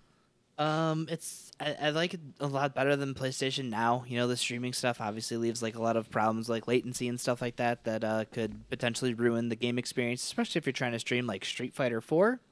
Not a good time. But again, I'm here with the bandwidth cap. Downloading a bunch of games a month, not really a good idea for me. So great if you can. Also great if you don't really have a large collection of games. I mean, $10, you have access to like 100 games. I think they said when it launches they'll have. So that's a nice group of games to sit there and mess around with for $100 if you have an unlimited bandwidth cap and haven't played a lot of them. Cool. For me, probably gonna pass, but it's a cool option. Bender, how about you, man? $10 sound pretty reasonable for this? Yeah, I think it sounds like a pretty cool deal. I could see myself, if I scroll through the list of games and see some games that I want to try out. I might subscribe for a month and play the ones I want to play, and then come back later and see which games they rotate out. I can't see myself subscribing like every month to it, but it's something I could see myself, kicking in $10 here or there to play a few games and then come back later for it. But yeah, I think it's a pretty cool idea. Yeah, I'm with you guys. I think it's a cool sounding service. Not something that I'll sign up for just because I don't have a whole lot of time to be able to go back and play some of these games. I'm just playing what's out now and what's coming out in the near future. So, but if somebody, if they don't buy a lot of games and it's $10 a month, that's pretty sweet. I mean, you got games like Halo 5 in this list that are launching, that'll be available when this launches. And, for $10, you can download Halo 5, some other bigger titles, and you have the whole month to play through this game, which is doable for some people who maybe aren't buying a bunch of games every month, who aren't buying all the new releases. I mean, you could get through Halo 5 in a couple of days, and you've got all the achievements and everything you need, and you just paid $10 to play through it.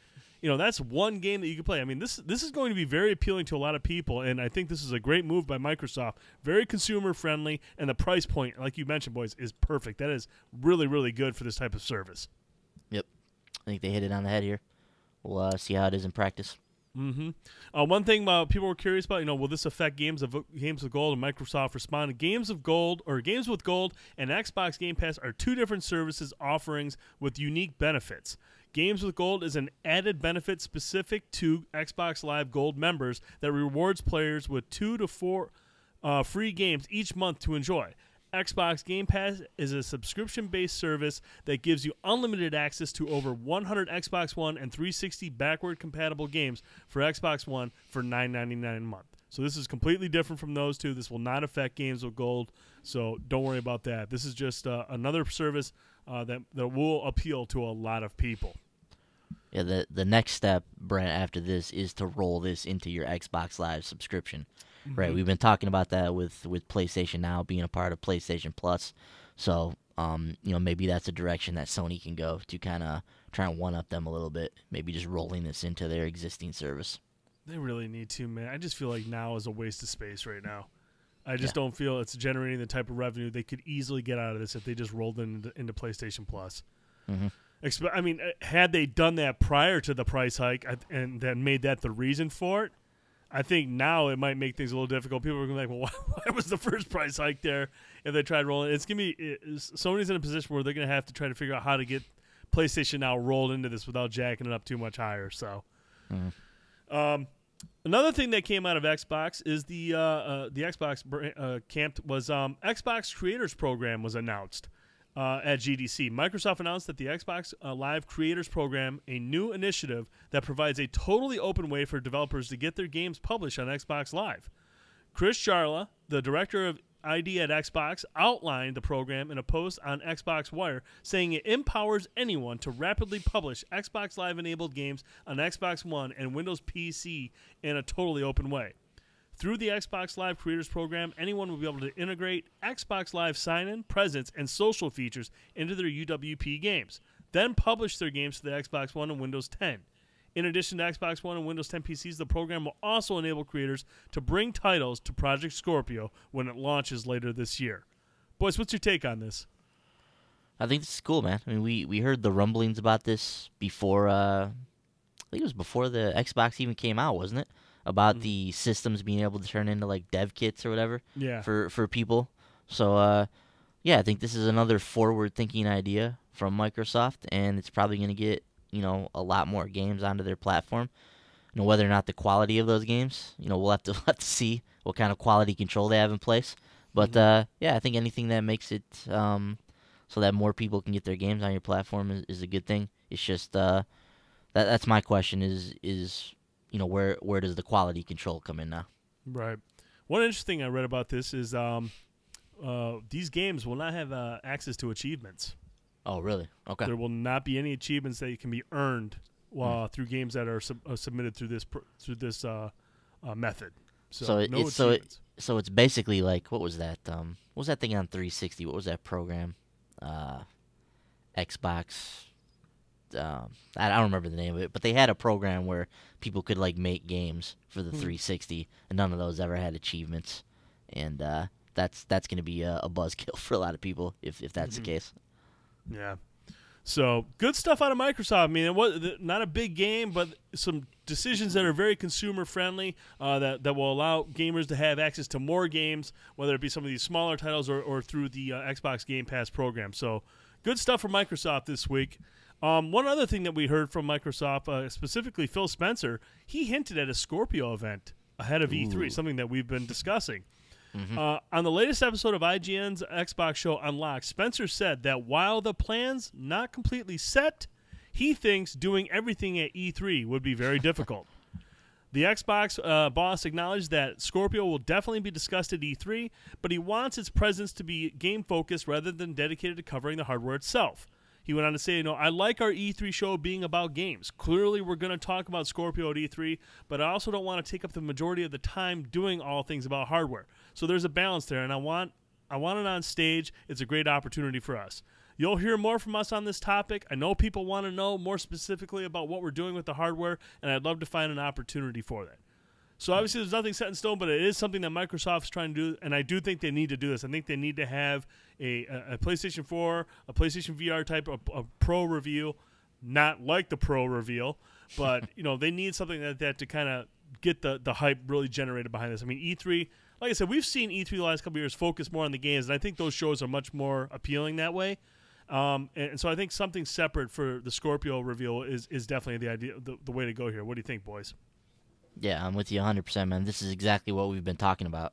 Phil basically said exactly what we said, a few weeks back. We're like, the Scorpio needs its own event because they want their E3 presentation to be about the games. We know that's the way Phil likes to do things. He's made that clear in his tenure here as Xbox boss. His E3 presentations have been, wall-to-wall, just games. That's what he likes to do. He doesn't want to have to spend 30, 40 minutes talking about hardware. Like, he wants that stuff to be out of the way. So I think I don't think he's beating around the bush here. I think it's pretty clear that they're going to do a Scorpio event before E3 based on what Phil's had to say here. So the only question now is when. Do they do it close to E3? Do they do it next month? When's the time to announce? They originally announced the Xbox One in May. So maybe we look at a May event for this. I wouldn't be opposed to that. I would like to see them do April. I mean, if they wanted to strike while everyone's hyped about gaming with the Zelda and Horizon and the Switch. I mean, I would love to see something this month or next month. Get in while everyone's talking about gaming. I mean, I think it'd be really cool for them to kind of get the attention back on Microsoft. I mean, these were nice announcements this week, very very good announcements. But I think a Scorpio is the bomb everyone's waiting for. And you could take advantage of something like with Mass Effect getting ready to come out. What if you roll out to the Scorpio event and be like, hey, this game that just came out, this is what it looks like on the Scorpio. To do something like that. Like, take advantage of one of these big releases and show what can happen with the power of the Scorpio, so to speak. Well, you see Microsoft doing something like that. That'd be pretty sweet. Yeah. All right, boys, let's hop over into the world of PlayStation. What's going on with Sony these days? Any good news? How about PSVR? Is that selling well? It is. It's actually an even bigger success than Sony anticipated, which I thought was interesting. This is a very interesting article that came out of the New York Times. definitely recommend checking it out. But basically, this is the first official numbers that we got for PlayStation VR, and they're really good. 915,000 units have been sold so far, and we know that their goal was to sell 1 million through the first 6 months, I believe, or whatever it was. 6 months. Yep. Yeah. So so after 4 months, they've hit 915,000 units, and I don't know about you, but I was a little bit surprised by that number, basically because I never see these things. I still, to this day, I've mentioned this several times, I have not seen one of these things in a store, on a shelf. Never seen it. Occasionally, I'll see the notification that GameStop has them in stock online, or Best Buy gets some, but then they're always gone instantly. So, Andrew House was in here, and he's talking about by April, they expect the supply lines to be a little bit healthier in terms of PlayStation VR. So, I think, clearly the demand is there. Like, people are interested in this product when they get to experience it. When they go to their friend's house and they put the headset on for the first time, they're like, man, this is awesome. Like, I really want to get this. Same thing like Taz, when he came by, he put the headset on. He was like, this is cool, man. I kind of want one of these. Right. And that's kind of what's happening. It's this kind of word of mouth thing with VR.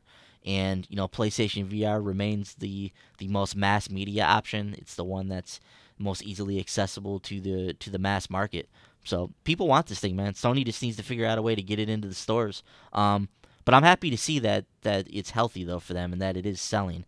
That hopefully means we'll have a good future for the device. And I'm excited to see what's coming down the line. Farpoint has a release date now. It's coming out in May, so I would expect a big campaign around that one. That's probably going to be positioned as a big time AAA VR title. So exciting stuff, man. But I thought this was interesting. I didn't really expect this.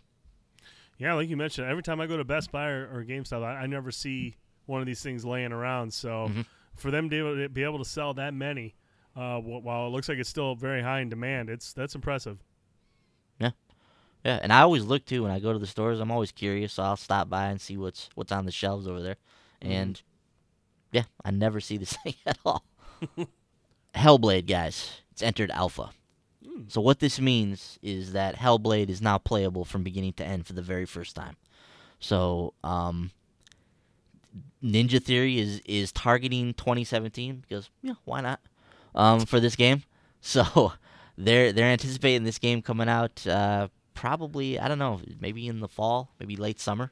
So I don't know, Frankie, this thing's in alpha now. You excited for Hellblade? Yeah, I really like Ninja Theory, so I've been looking forward to this game since it was announced. Like 3 years ago now? Yeah, it says, I guess just over 2 years. Yeah, so yeah, I'm excited to finally play that game. See what they do with it. That story sounds like it'll be interesting. Kind of focusing on, she has like some kind of mental illness, I think. Yeah, I think it's a like a metaphor or an analog to like mental illness, and that's some of the themes that it's going to explore through this kind of fantasy setting in this character. So I think that is really interesting. Hopefully, it's not heavy-handed or anything like that. Hopefully they have a deft touch with it. Bender, you been following Hellblade at all? This seems like something you might get into, man. I actually have never heard of this game. I have no idea what it is. Really? Yeah, what is it? I've no clue. Yeah, it's the next game from Ninja Theory. Obviously, they of Devil May Cry fame and Enslaved and Heavenly Sword and lots of character action games they've done over the years. But this is their next game. It looks to have like a Heavenly Sword vibe. But like Frankie mentioned there, it's got this other kind of subtext or this meta of this kind of exploration of mental illness or some psychological stuff that it's going to tackle as well, which makes it sound really, really interesting. But other than that, we can expect it to have the the Ninja Theory combat and explosive action that we expect from them. Okay, sounds interesting. I may need to read up on it. Yeah, seems like something you might get into. So we have Chess Ultra coming to PS4 and PSVR this spring. Be curious to play that in VR. Like, can I actually pick up the pieces and move them around the board? That'd be kind of cool.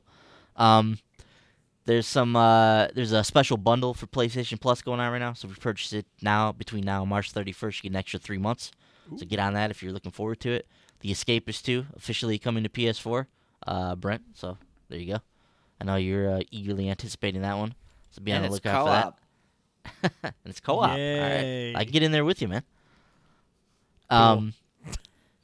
So Mads, he was talking Death Stranding recently. Had some interesting things to say at the Saudi Comic-Con. So I wanted to read a couple of things he had to say. Speaking about meeting Kojima, who attempted to explain Death Stranding to him for the first time. This is funny. But Mads had this to say, quote, "He was trying to tell me the full plot of the game, and it's so elaborate that, I mean, I got lost, but I really wanted to learn more. It's a big honor to be there." So it sounds like a Kojima game, right? Big, Right. elaborate, crazy plot. This is how he got involved in the game. He said, "Kojima approached me for this video game, and I didn't know what it was. And then director Nicholas Winding, how do you say, Refn, told me who he was, and then I asked my son, 'Do you know him?' And my son said, 'Daddy, are you crazy? You have to do this.' And then I met Kojima, and he's just a wonderful, charismatic person, a genius in his field. This is very different from acting, because motion capture is standing in a green room, there's nothing there. You have all these wires on your head and 500 cameras, and you do little things and strange things or exaggerated things, and eventually the development team can create the character themselves, which is completely different from what we do. But Kojima made you feel so at home and so relaxed that it became 2 really, really funny days." So some interesting stuff from Mads there. The question for me is are they going to be able to keep bringing out these little snippets about Death Stranding for the next however many years until this game comes out to keep this in the limelight? It'll be interesting to see. But every week or so, it just seems like there's always one of these little stories about this game that keeps coming out, man. Mads is your boy, Brent. Hey man, if Mads is blown away by his script, I gotta believe this because I mean, he did Hannibal, and that show was weird. Yeah. And if he's lost his way with this one, I mean, this probably a lot of plot twists, probably a lot of depth to the story. So that actually has me excited for. I mean, I'm sure that some people are looking at it going, "Oh, does this mean this story is just terrible and and just a mess?" I hope that's not the case, but it's Kojima, so I'm gonna give him the benefit of the doubt here. Yeah, very, very intriguing title there with Death Stranding. So we'll I'm not sure when we're gonna learn more, but we'll keep our ears to the ground. And a couple other nuggets here. Fire Pro Wrestling is returning. It's coming to the PS4 and PC. And Rebellion, our buddies at Rebellion, Brent, remastering Rogue Trooper from the PS2 days. Whoa. For the PS4, Xbox One, Switch, and PC. Whoa. So this is based on a comic book. Pretty violent, like super powered soldier. So we'll see how this one plays out. Did you ever play this on PS2? I never did. Yeah, I never played it either. But looks like it might be cool. That's it, man. Cool. Thank you, Mr. Boyce. And that's it for the news this week, guys and girls. We hope you enjoyed this edition of the Short Pause Gaming Podcast. We had a lot to talk about. We want to hear from you. We want to get your thoughts on The Legend of Zelda Breath of the Wild, Horizon Zero Dawn, or your impression of the Nintendo Switch. We want to hear from you. Hit us up on an email, podcast@shortpause.com. Share your thoughts. We'll read them off on next week's show. We want to hear from all of you because this has been a fantastic week in gaming, and we know a lot of you have your opinions about the systems and the games that you've been playing. So podcast@shortpause.com, or hit us up on Twitter @the Short Pause, or come over to the website, right into the comments section of this post of this podcast, and let us know your thoughts there right in the notes. We want to hear from you. Gentlemen, where can we find you gaming and tweeting? Not only on PlayStation 4 or Xbox One, but now the Nintendo Switch. Oh, does that mean we have to give our friends code out right now? Ain't happening. No. Boys, we'll start with you, buddy. As always, I'll be not tweeting at Piccolo930. That's my PSN ID as well, Piccolo930.